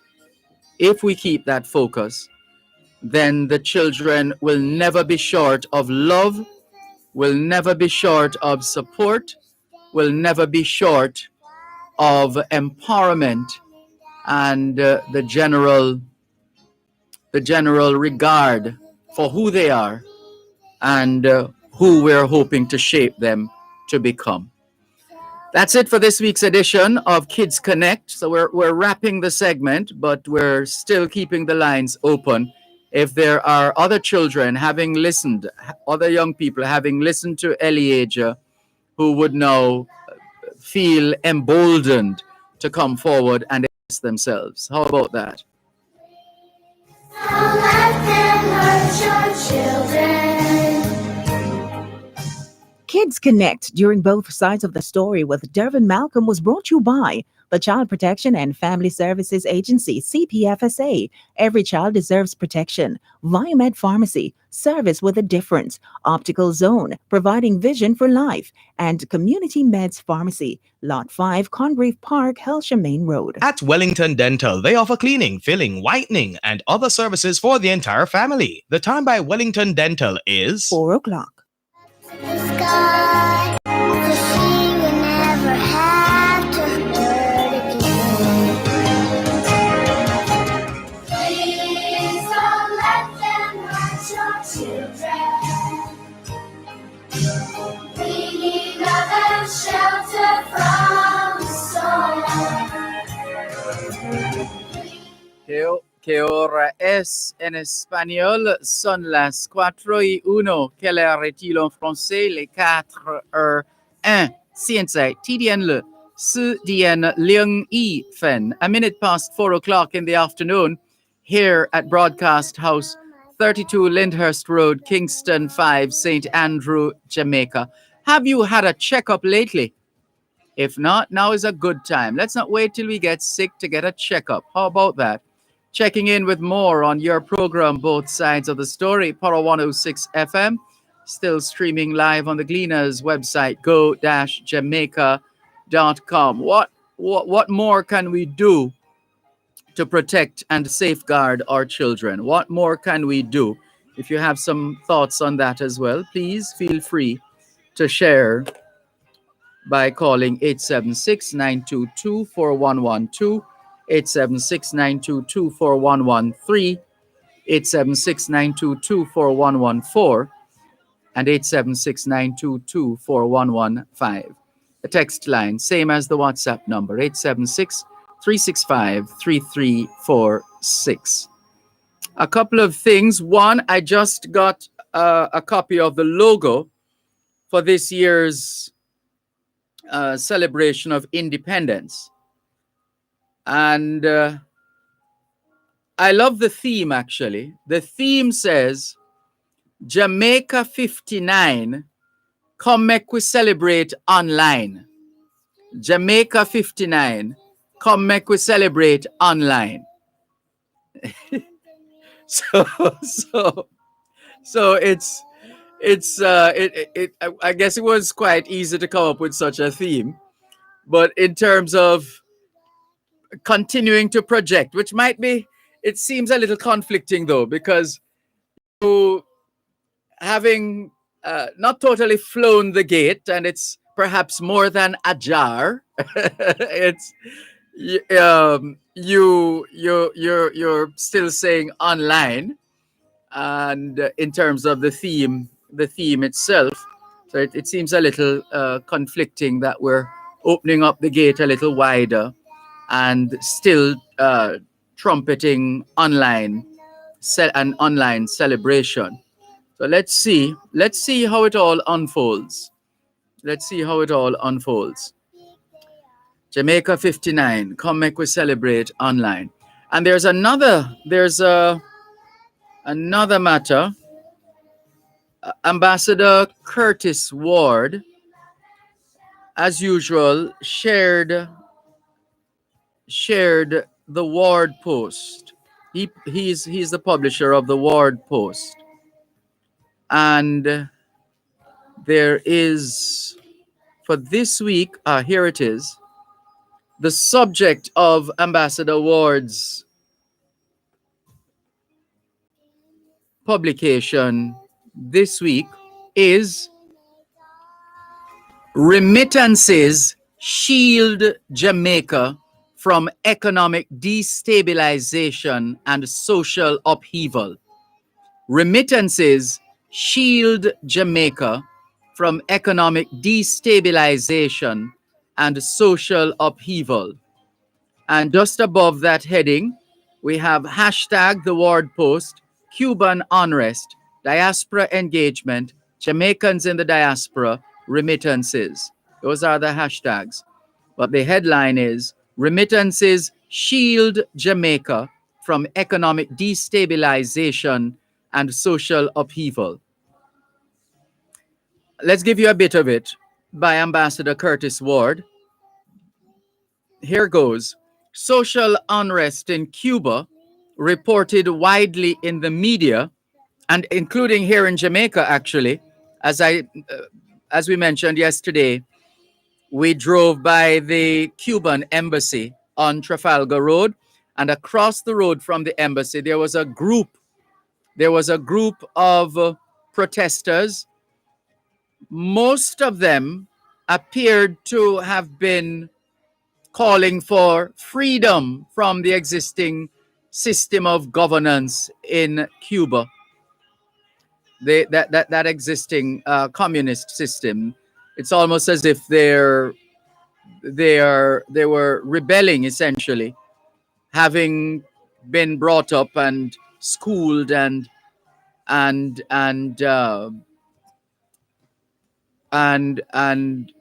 just generally socialized with the socialist ideals and all of these things. Is people are now rebelling against the system. And while they were demonstrating here in Jamaica, they were also demonstrating in Cuba. So there was one of the largest in a little while, the report says, the demonstrations in Cuba. Right. So social unrest in Cuba, says Ambassador Curtis A. Ward, reported widely in the media, should be a warning to Jamaica and other Caribbean countries that people of any nation will not hesitate to cast off past benefits of any social and economic order when current conditions spiral out of control. And it's a point that we have made over the last couple of weeks. There was a caller who was on. We had him on for maybe about an hour. And I kept making the point to him that in the final analysis, it all boils down to the people. The people, the people. Whether the people, which movie was that? Is that when they say, your mission, or Mission Impossible, your mission, should you choose to accept? Or is it Charlie's Angels? Your mission, should you choose to accept? Or is it the one there, the space show? I don't remember. But anyway, in other words, we're saying to the people, whether the people like it or not, whether the people accept it or not, it all boils down to the people. Whether the people are those who make up government or the political the political apparatus, or the people are the masses, it all boils down to the people, what they do or what they fail to do. So ultimately, no matter how many dictatorships and how many leaders come and leaders go, leaders are transient. The people, perhaps different people, but the people, the people are always around. If even not the same people, you get the point. The people, the masses, the general population, the people are always there. The leaders come and leaders go. Whether they die of natural causes or are assassinated or otherwise removed or forced into exile, etc. It all comes down to the people. So if the people decide collectively, and the situation has to get to a point where there's a critical mass for the people to have the full effect, for the actions of the people to have effect. There has to be that critical mass. If the people remain divided or allow themselves to be divided, whether by political operatives or systems or whatever it is, or if they allow that, then their ability to assert themselves and their significance in the development of any country is going to be undermined constantly. So they'll never get there because they're always fighting with each other. If there is harmony of thought and belief and love for country, then we're likely to see more happening along those lines. But anyway, let's get back to Ambassador Ward's publication this week. So he says, social unrest in Cuba, reported widely in the media, should be a warning to Jamaica and other Caribbean countries that people of any nation will not hesitate to cast off past benefits of any social and economic order when current conditions spiral out of control. When the suffering of the people reaches a tipping point, it is easy for many to look outside and see the disparities prevailing within. Encouragement from outside sources to revolt often find fertile ground in such situations. Western media highlight the social and economic pressures brought on by the coronavirus pandemic and the slow pace of life-saving vaccines for the people of Cuba, and more than any other issue, demand for democratic freedoms as reasons for the anti-government demonstrations. I do not underestimate, Ambassador Ward says, these factors contributing to the social unrest. Absent from the reports so far is reference to the social and economic hardships on the people during the pandemic as being related directly to and a result of the policy of former President Donald Trump reversing former President Barack Obama's policy towards Cuba. We remember that like it was yesterday. President, that's my words there now, but back to Ambassador Ward's post. President Obama eased sanctions restricting the transfer of funds by Cuban Americans to their beleaguered family members in Cuba. Trump reversed President Obama's waiver of these restrictive sanctions, thus exacerbating the economic hardships on the people of Cuba. No doubt, family remittances to Cuba could have helped temper the economic impact of the pandemic on the Cuban people. By reimposing these financial sanctions, the Trump administration hoped to foment unrest in Cuba. It is now a reality, writes Ambassador Ward. Jamaica is quite fortunate to have benefited from the uninterrupted more than $2 billion annually in diaspora remittances. And this one, the financial analysts got this one totally wrong. The financial analysts and the economists and the IMF and the World Bank, they all got this one wrong because they predicted that remittances would have plummeted. Remittances have not plummeted, especially here in Jamaica, especially. But let's get back to Ambassador Ward's post. So he says Jamaica is quite fortunate to have benefited from the uninterrupted more than $2 billion annually in diaspora remittances, which kept the Jamaican economy afloat during the worst period of economic impact and social disruptions of the coronavirus pandemic.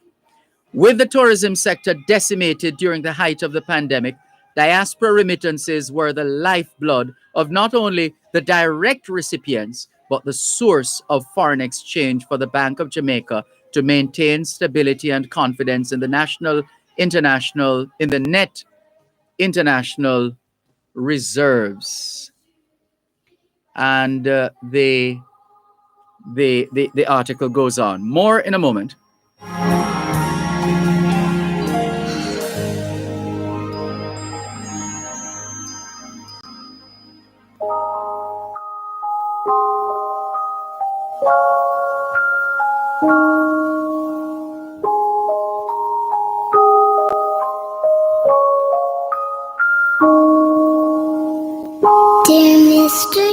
You're listening to Power 106 FM. The time is now 4:15. Don't waste time trying to fill prescriptions. Community Meds Pharmacy makes it easy for you. We have the only drive-through pharmacy in Portmore. Get your blood pressure, sugar, cholesterol, HIV, pregnancy, and other tests done. Open Monday to Friday, 10 a.m. to 10 p.m. Sunday and public holidays, 1 p.m. to 10 p.m. Community Meds Pharmacy, Lot 5, Congreve Park, Hellshire Main Road. Telephone 740-4962. That's 740-4962. We are convenient and affordable. Blue, Jesus, thought I'd take this right to you.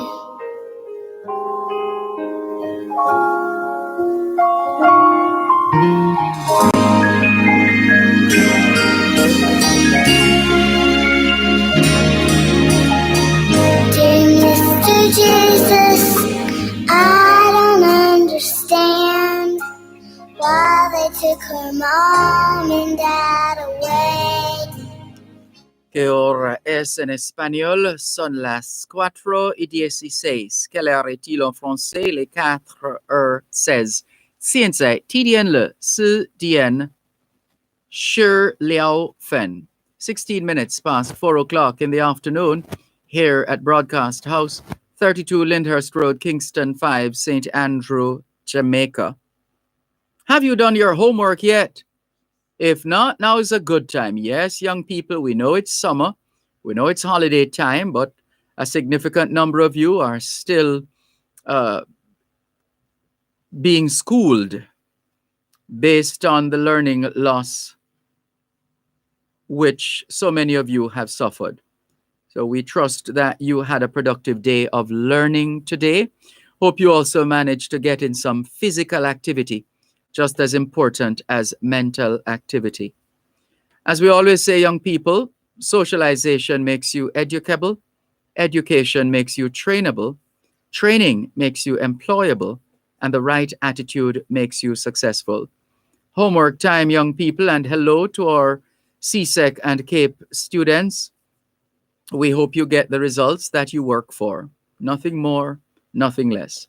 And for the PEP students and their parents and guardians, please don't stress the students, please. They have had enough stress to deal with in this time of COVID-19. Please be gentle with them. Be gentle with the children, please. Before, during, and after the PEP results. We're told the results should be in before this week, or should be out, should be published before the end of this week. Please take it easy with the children. Take it easy with them. Before, during, and after the release of the PEP results.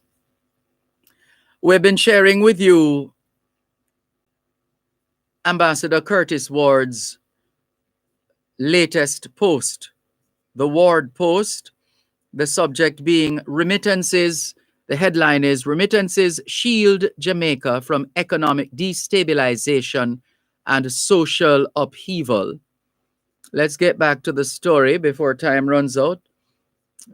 The Bank of Jamaica had enough foreign exchange to provide commercial banks with funds they needed to meet the demands of importers of capital and consumer goods and services, including the funding of a massive food import bill and import of raw materials for manufacturing to keep the exchange rate from deteriorating out of control, used by government to service foreign debt, to maintain foreign missions and other support of foreign service personnel.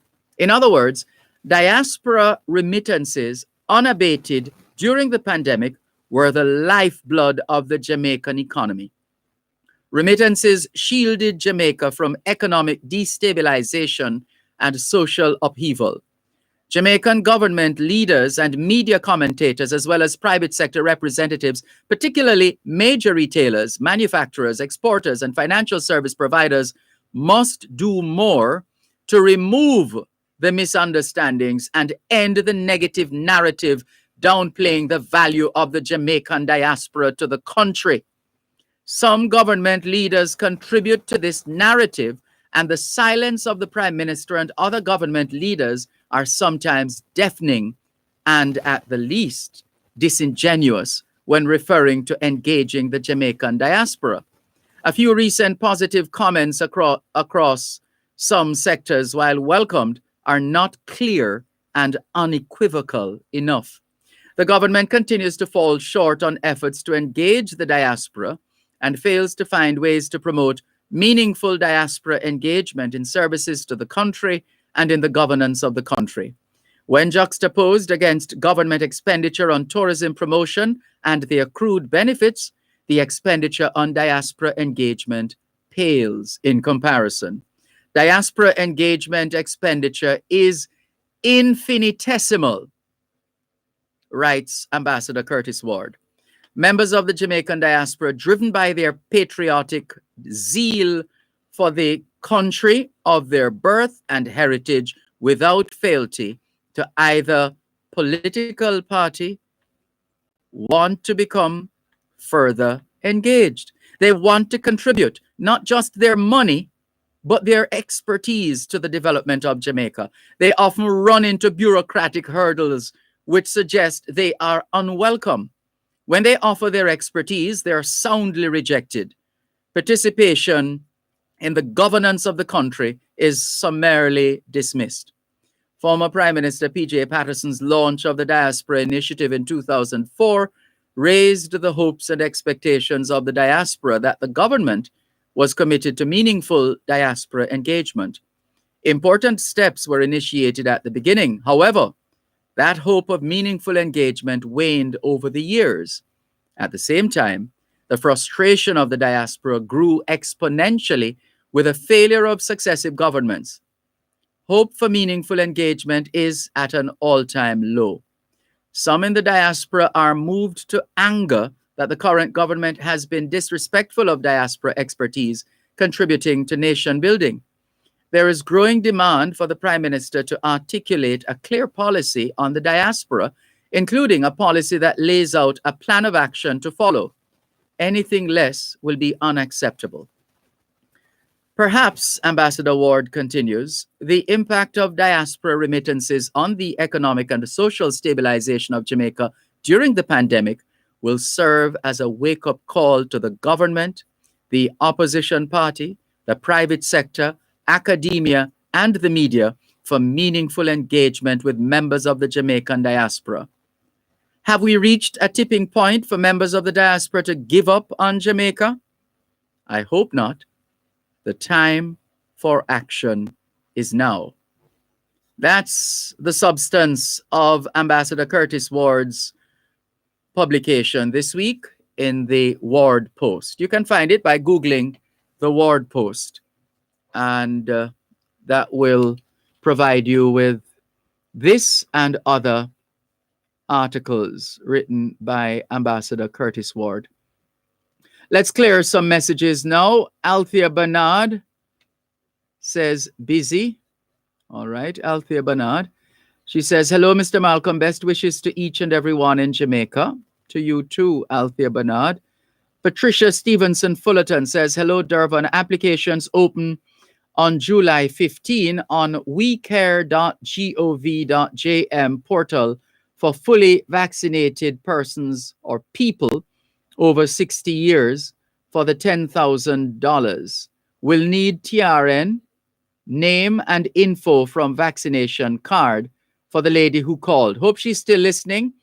The caller on the subject of getting the $10,000 from the government for people 60 years and older.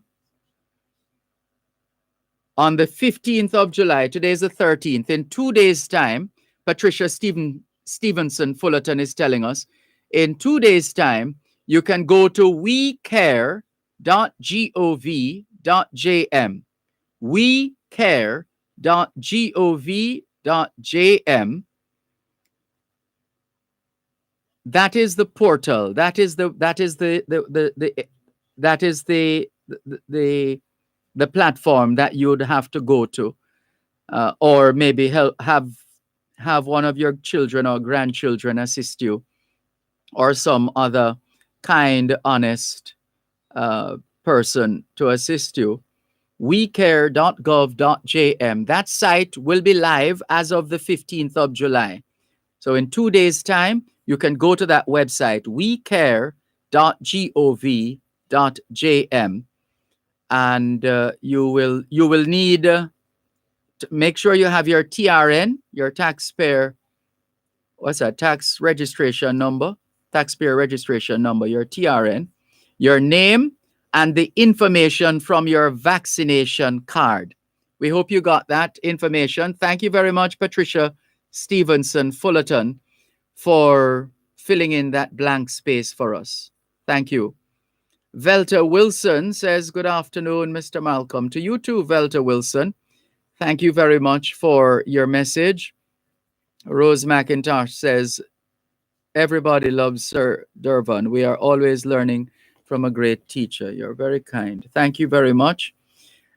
Just before we go to our next segment and our guest who is waiting in the wings, let's share with you some more information here on your program, both sides of the story on Power 106 FM, still streaming live on the Gleaners website, go-jamaica.com, live on your smart devices all over the world.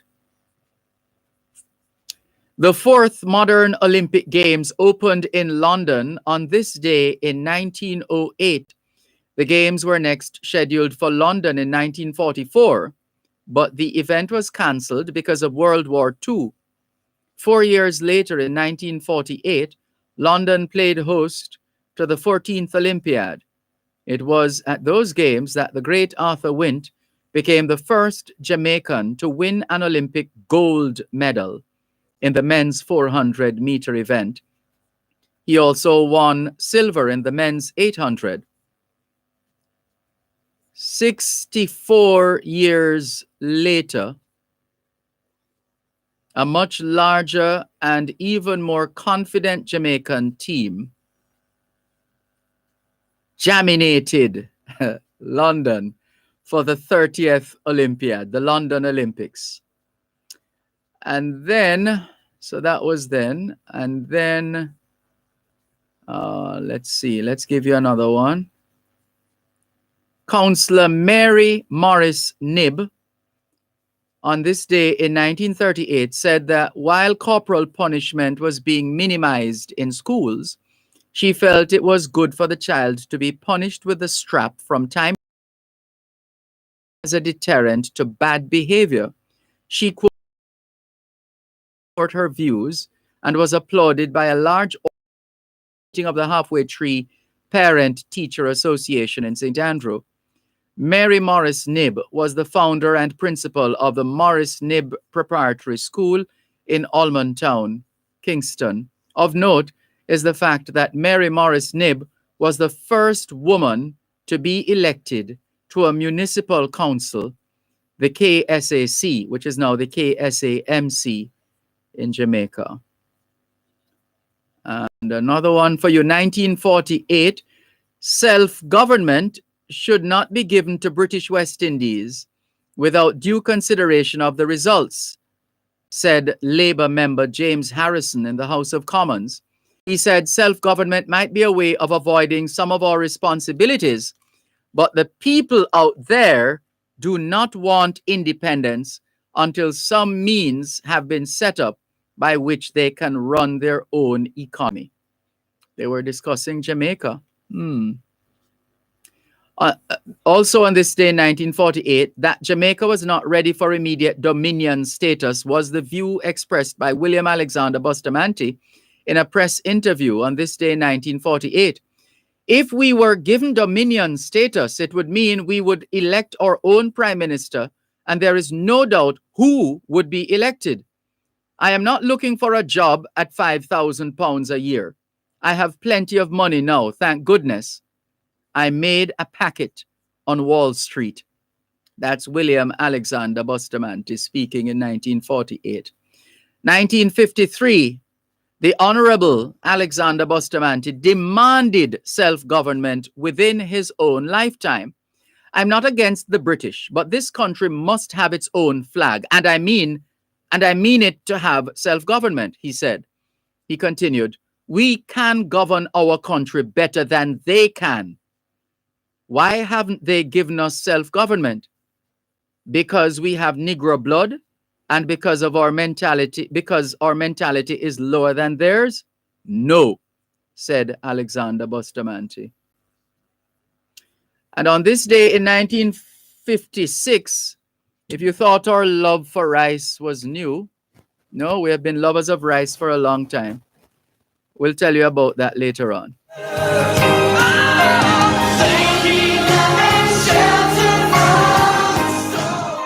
You're listening to Power 106 FM. The time is now 4:30. Oh yeah, this Fosca made in Jamaica. Porridge, oats, oatmeal, cornmeal with banana. Yo, proud of we culture, yes, we love pasta. Only for protein, good source of fiber. Love my family, me love my Fosca. I feel we Fosca, I feel we Fosca. Love we Fosca. I feel we Fosca. We have to prosper with our Fosca. Good for the sugar level and the blood pressure. Made in Jamaica, we love with Fosca.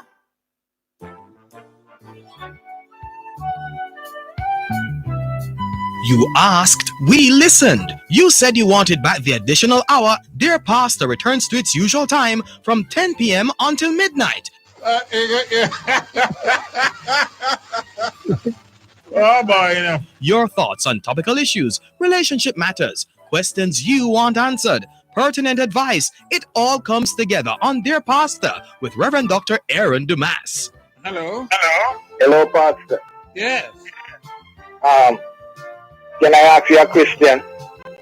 Well, you may ask me a question, I may or may not answer. He returns to keep your company from 10 p.m. until midnight, right here on Power 106 FM.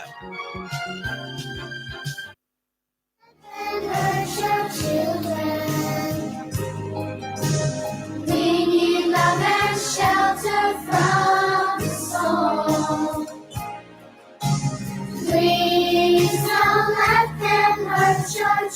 children.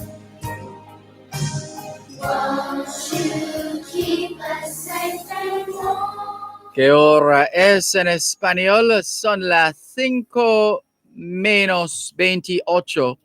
Quelle heure est-il en français? Les 5 heures moins 28. 现在几点了？5点加20分.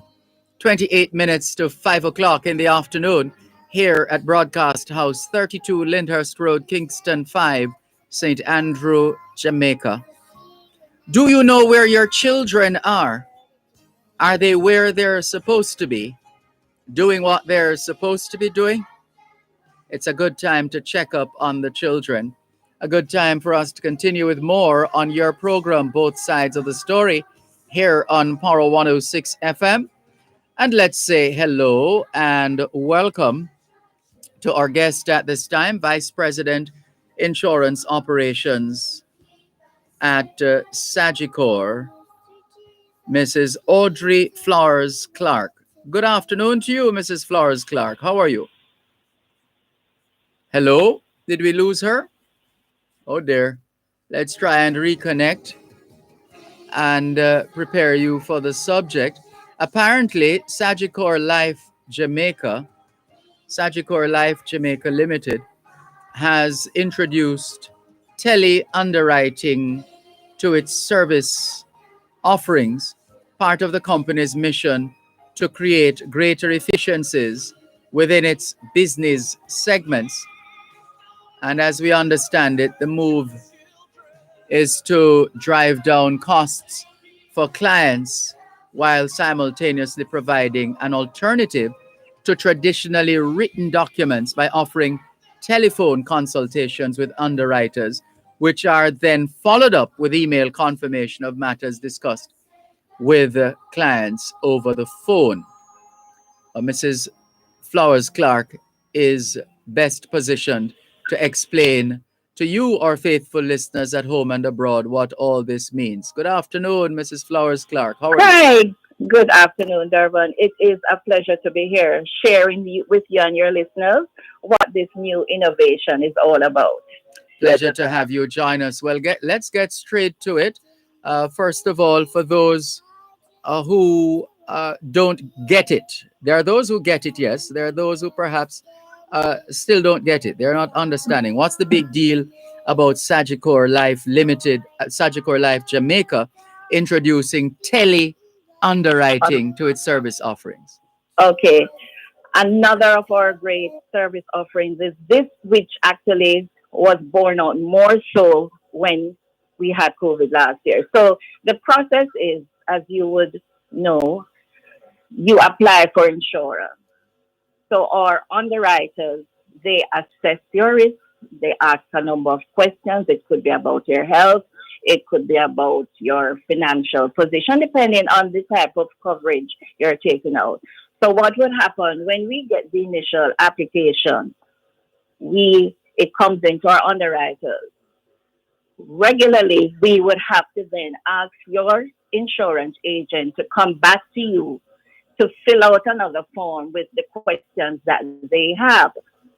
And so the turnaround time for that process, calling the agent now contacting you, the client, filling out the form, getting that back to us, could take a number of days. With tele-underwriting, the underwriter themselves will be able to speak directly to the client.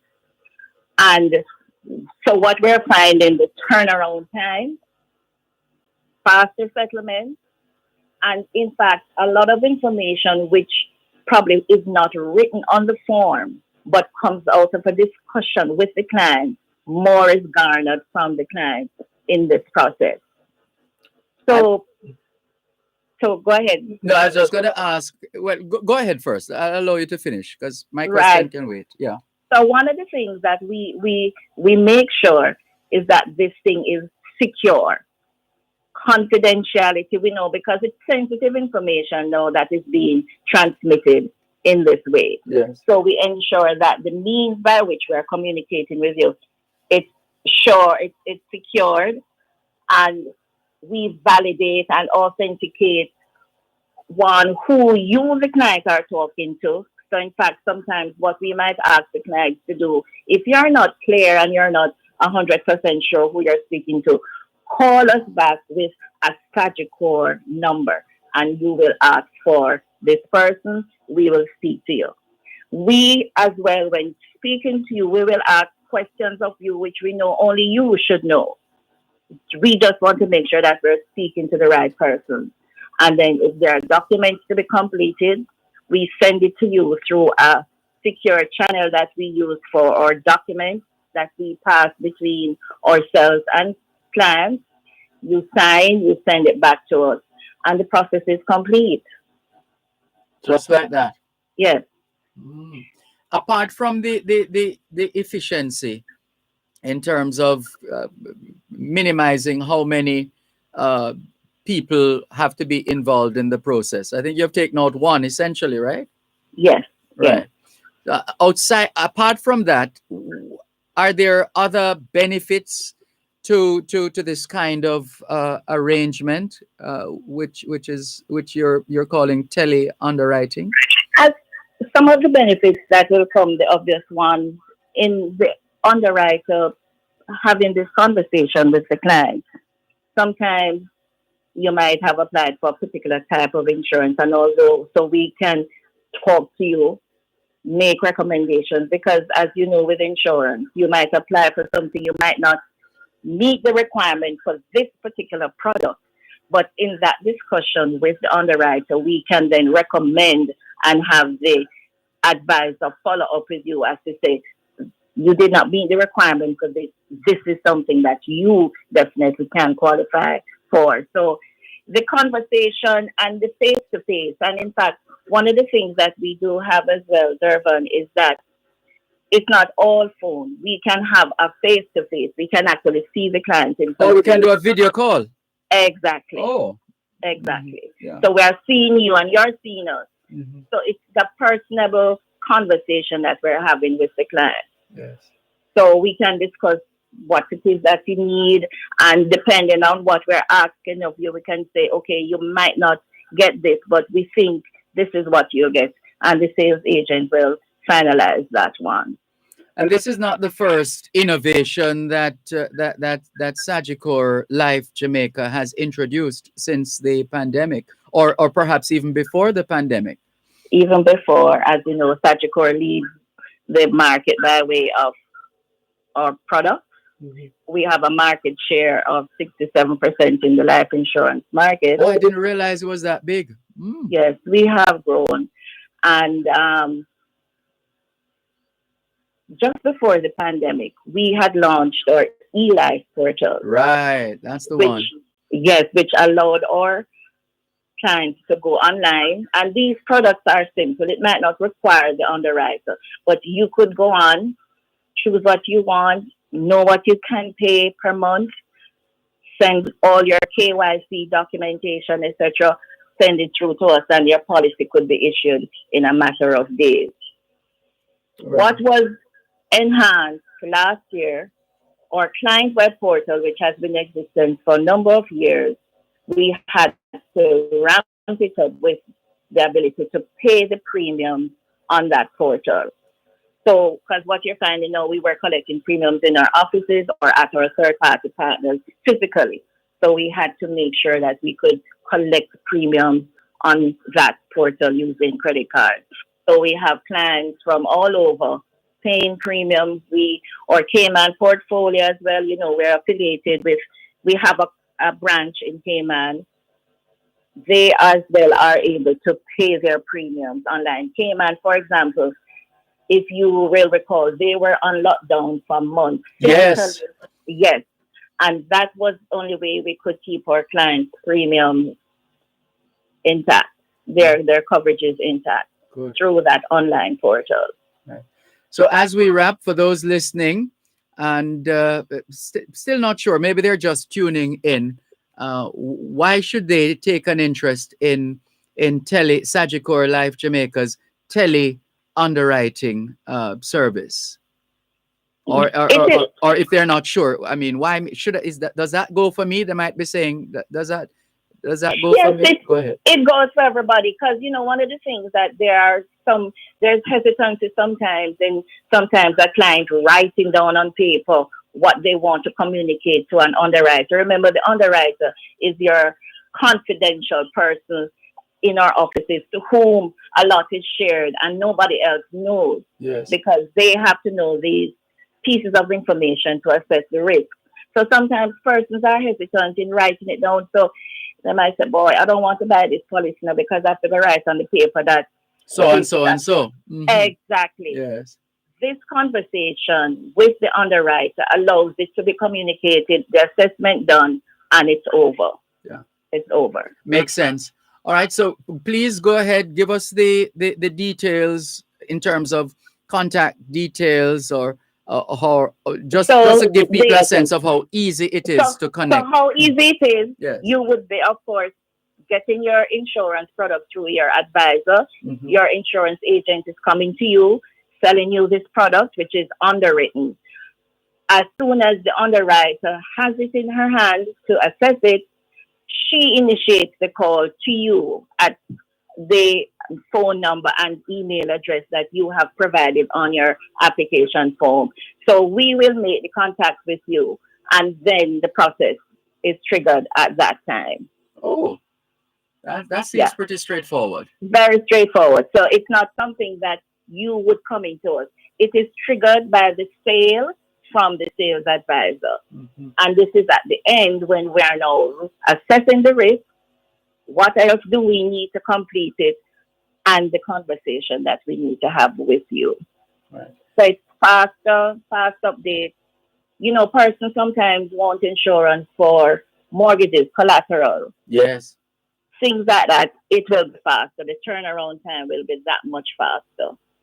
Very good. Well, we want to congratulate you. This is what customer service is about. It's about making the relationship between the customer and the organization,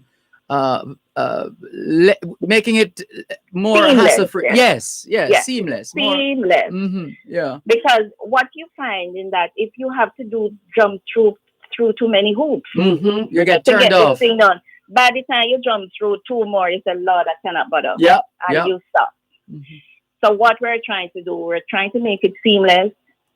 And in fact, some of our other underwritten products will soon be available online.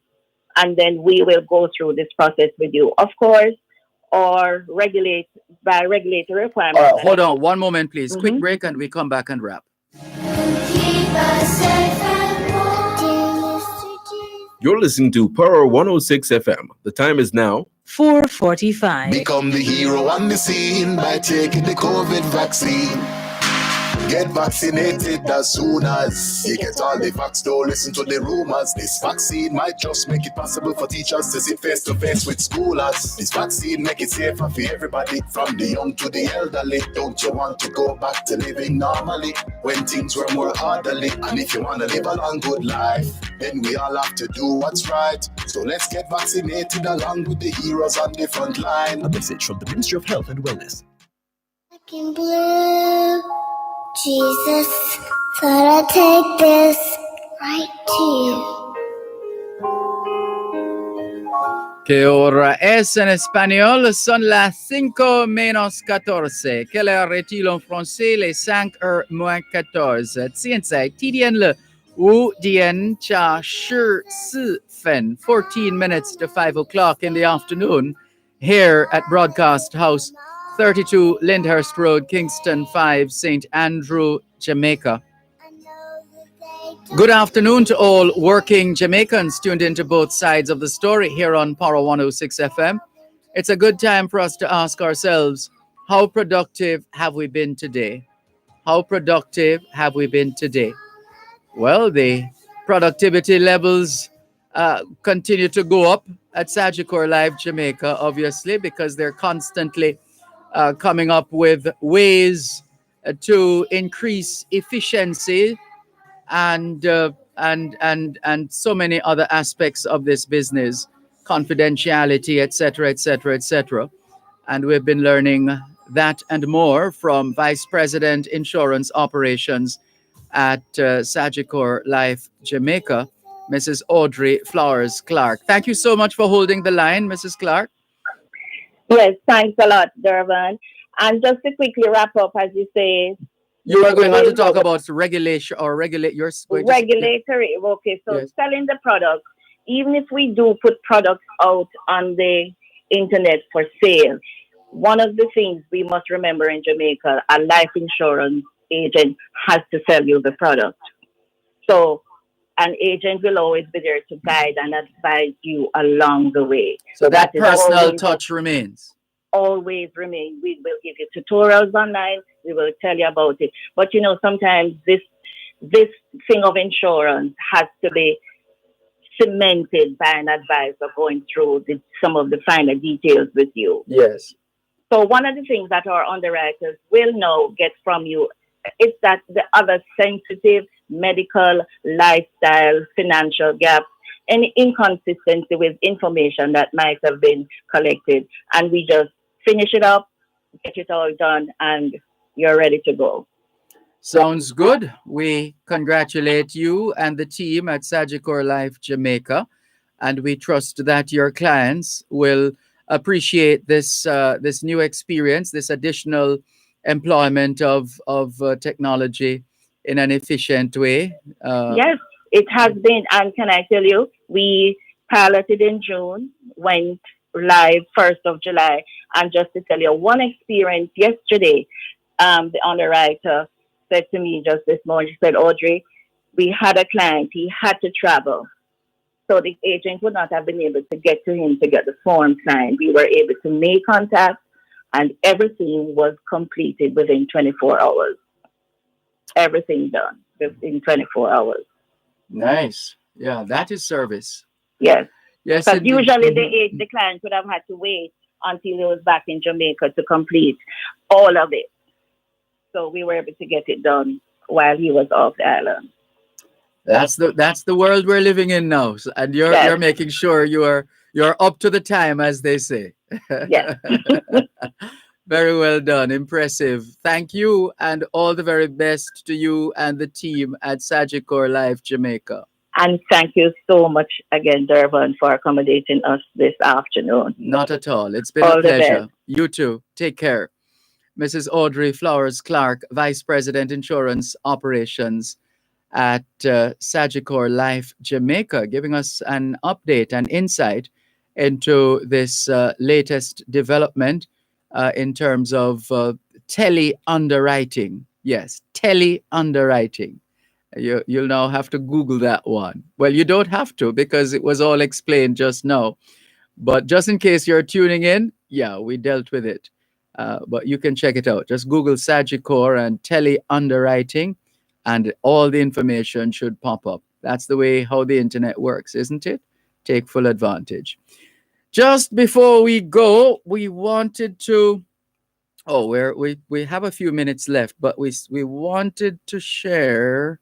Where is it now? Where is it?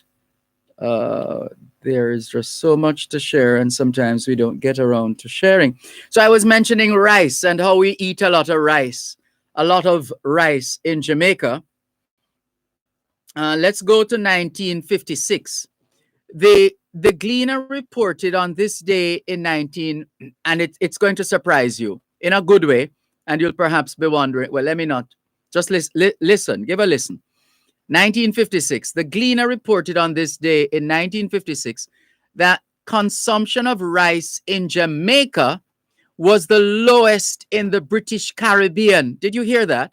On this day in 1956, the Gleaner reported that consumption of rice in Jamaica was the lowest in the British Caribbean. Jamaica's annual rate of 29 pounds per head of population per annum was 1/6 of what it was in British Guiana, 1/5 of Trinidad's, and about 1/3 of the average of the whole territory.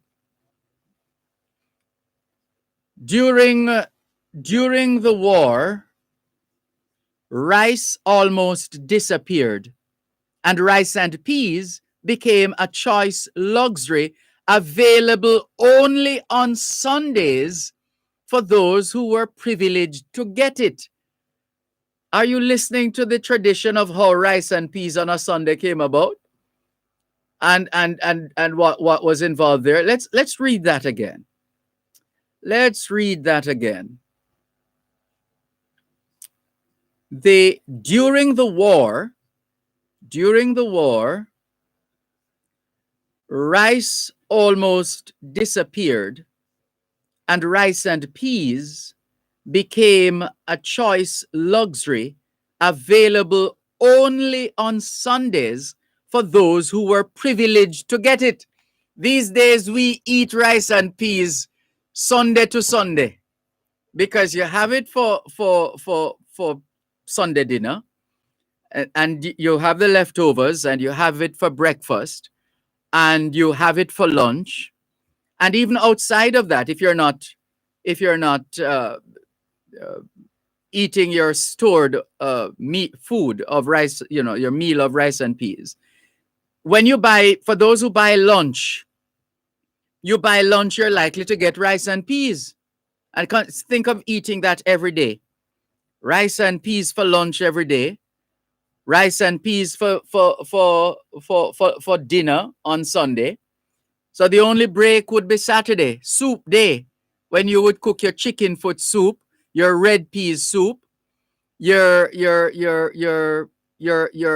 mannish water is never really, it's not a weekly thing necessarily, but like chicken foot soup and chicken soup in general. And yeah, anyway, let's get back to the story before time runs out on both sides of the story. Let's see. As late as 1952, Jamaica was only consuming 12,000 tons of rice per annum, an average of barely 1 pound per head. In 1952, the British government forecast there would be a rice shortage for many years to come. And in August 1952, they sent out to the Jamaican government the strongest possible recommendations and instructions backed by the most vivid and acute powers of clairvoyance, and urged that the West Indies should plant rice. Having got those instructions in 1952, the Agricultural Development Corporation, ADC, was entrusted with the particular task of seeking to build up the rice industry in Jamaica and aiming, so far as possible, to make Jamaica self-sufficient in rice.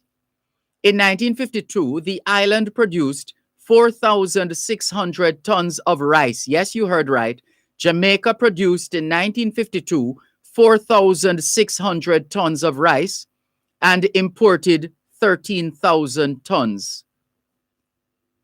By 1955, production nearly trebled. So hold on. So we had a trade deficit, or we had a deficit. Let's call it a deficit, where in 1952 we produced 4,600 tons of rice and imported 13,000 tons. By 1955, Jamaica's rice production nearly trebled, nearly 3 times that, largely due to the work of the Agricultural Development Corporation, the ADC, and Jamaica was producing more than 12,000 tons of rice and importing about 15,500 tons. The imports being based on a contract with the government of British Guyana. Yeah, that's now Guyana. This contract expired in 1957. It was estimated that year by Premier Norman Manley, that Jamaica might produce 15,000 tons, and it was possible that imports might drop to 9,000 or 10,000 tons. Mr. Manley said that whilst he felt that Jamaica should limit her production to a level where we could achieve a high degree of economic efficiency, Jamaica was committed to that program, rightly committed by the last government and supported by the present government, and both sides of the House would agree to any measure which tended to enable a higher level of efficiency to be attained. He believed that one of the problems in Jamaica was to encourage a larger consumption of rice instead of the enormous quantity of flour which was imported into the island. Every country in the world consumed predominantly one cereal, but Jamaica had made itself in the last 30 to 40 years a flour-consuming country. I firmly believe that one of the major things we should tackle in Jamaica is to try and inculcate a larger use of rice against flour, for I believe in the long run it will help to stabilize our rice industry and stave off the growing and threatening difficulties that production in other parts of the Caribbean may create, Mr. Norman Manley said. Dealing with what the industry now meant to Jamaica, the chief minister said that the industrial development, that's Norman Manley, said that the Industrial Development Corporation had invested £1 million in the rice industry, and a modest and reasonable estimate was that the industry now maintained in planters and workers over 6,000 people in employment. Wages of the workers, who exceed 2,000 in number, amounted to more than £300,000, and with production far lower than they could have to survive, with a low production of not more than 2,000 pounds of paddy per acre, giving 60 pounds of rice to the 100 to 100 pounds of paddy, the average estimated profit per acre was a little over 20 pounds. If they could master the production problems, the problems of using the right strains of seeds, the problems of nurseries and fertilizers, there was no reason why they should not produce 3,000 pounds of paddy per acre, grading out about 2,000 pounds of rice, which would net about 30 pounds per acre. Sorry, we're out of time. Can't tell you anymore. We're out of rice. Can we thank you once again for the privilege of serving you on yet another edition of your program, Both Sides of the Story, for today, Tuesday, the 13th of July, 2021. The moving finger writes and having writ moves on, nor all your piety nor wit shall lure it back to cancel half a line, nor all your tears wash out a word of it. All things being well, Both Sides of the Story returns tomorrow afternoon, 2 to 5. Till then, this is Dervan Malcolm reminding all of us that every day is an opportunity to do better than yesterday. Take care.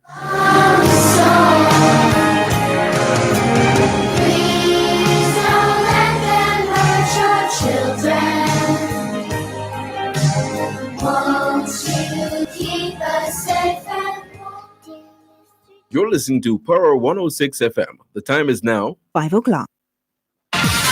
News, comprehensive, powerful, and credible. Power 106 FM now presents a simulcast of Radio Jamaica's News at 5.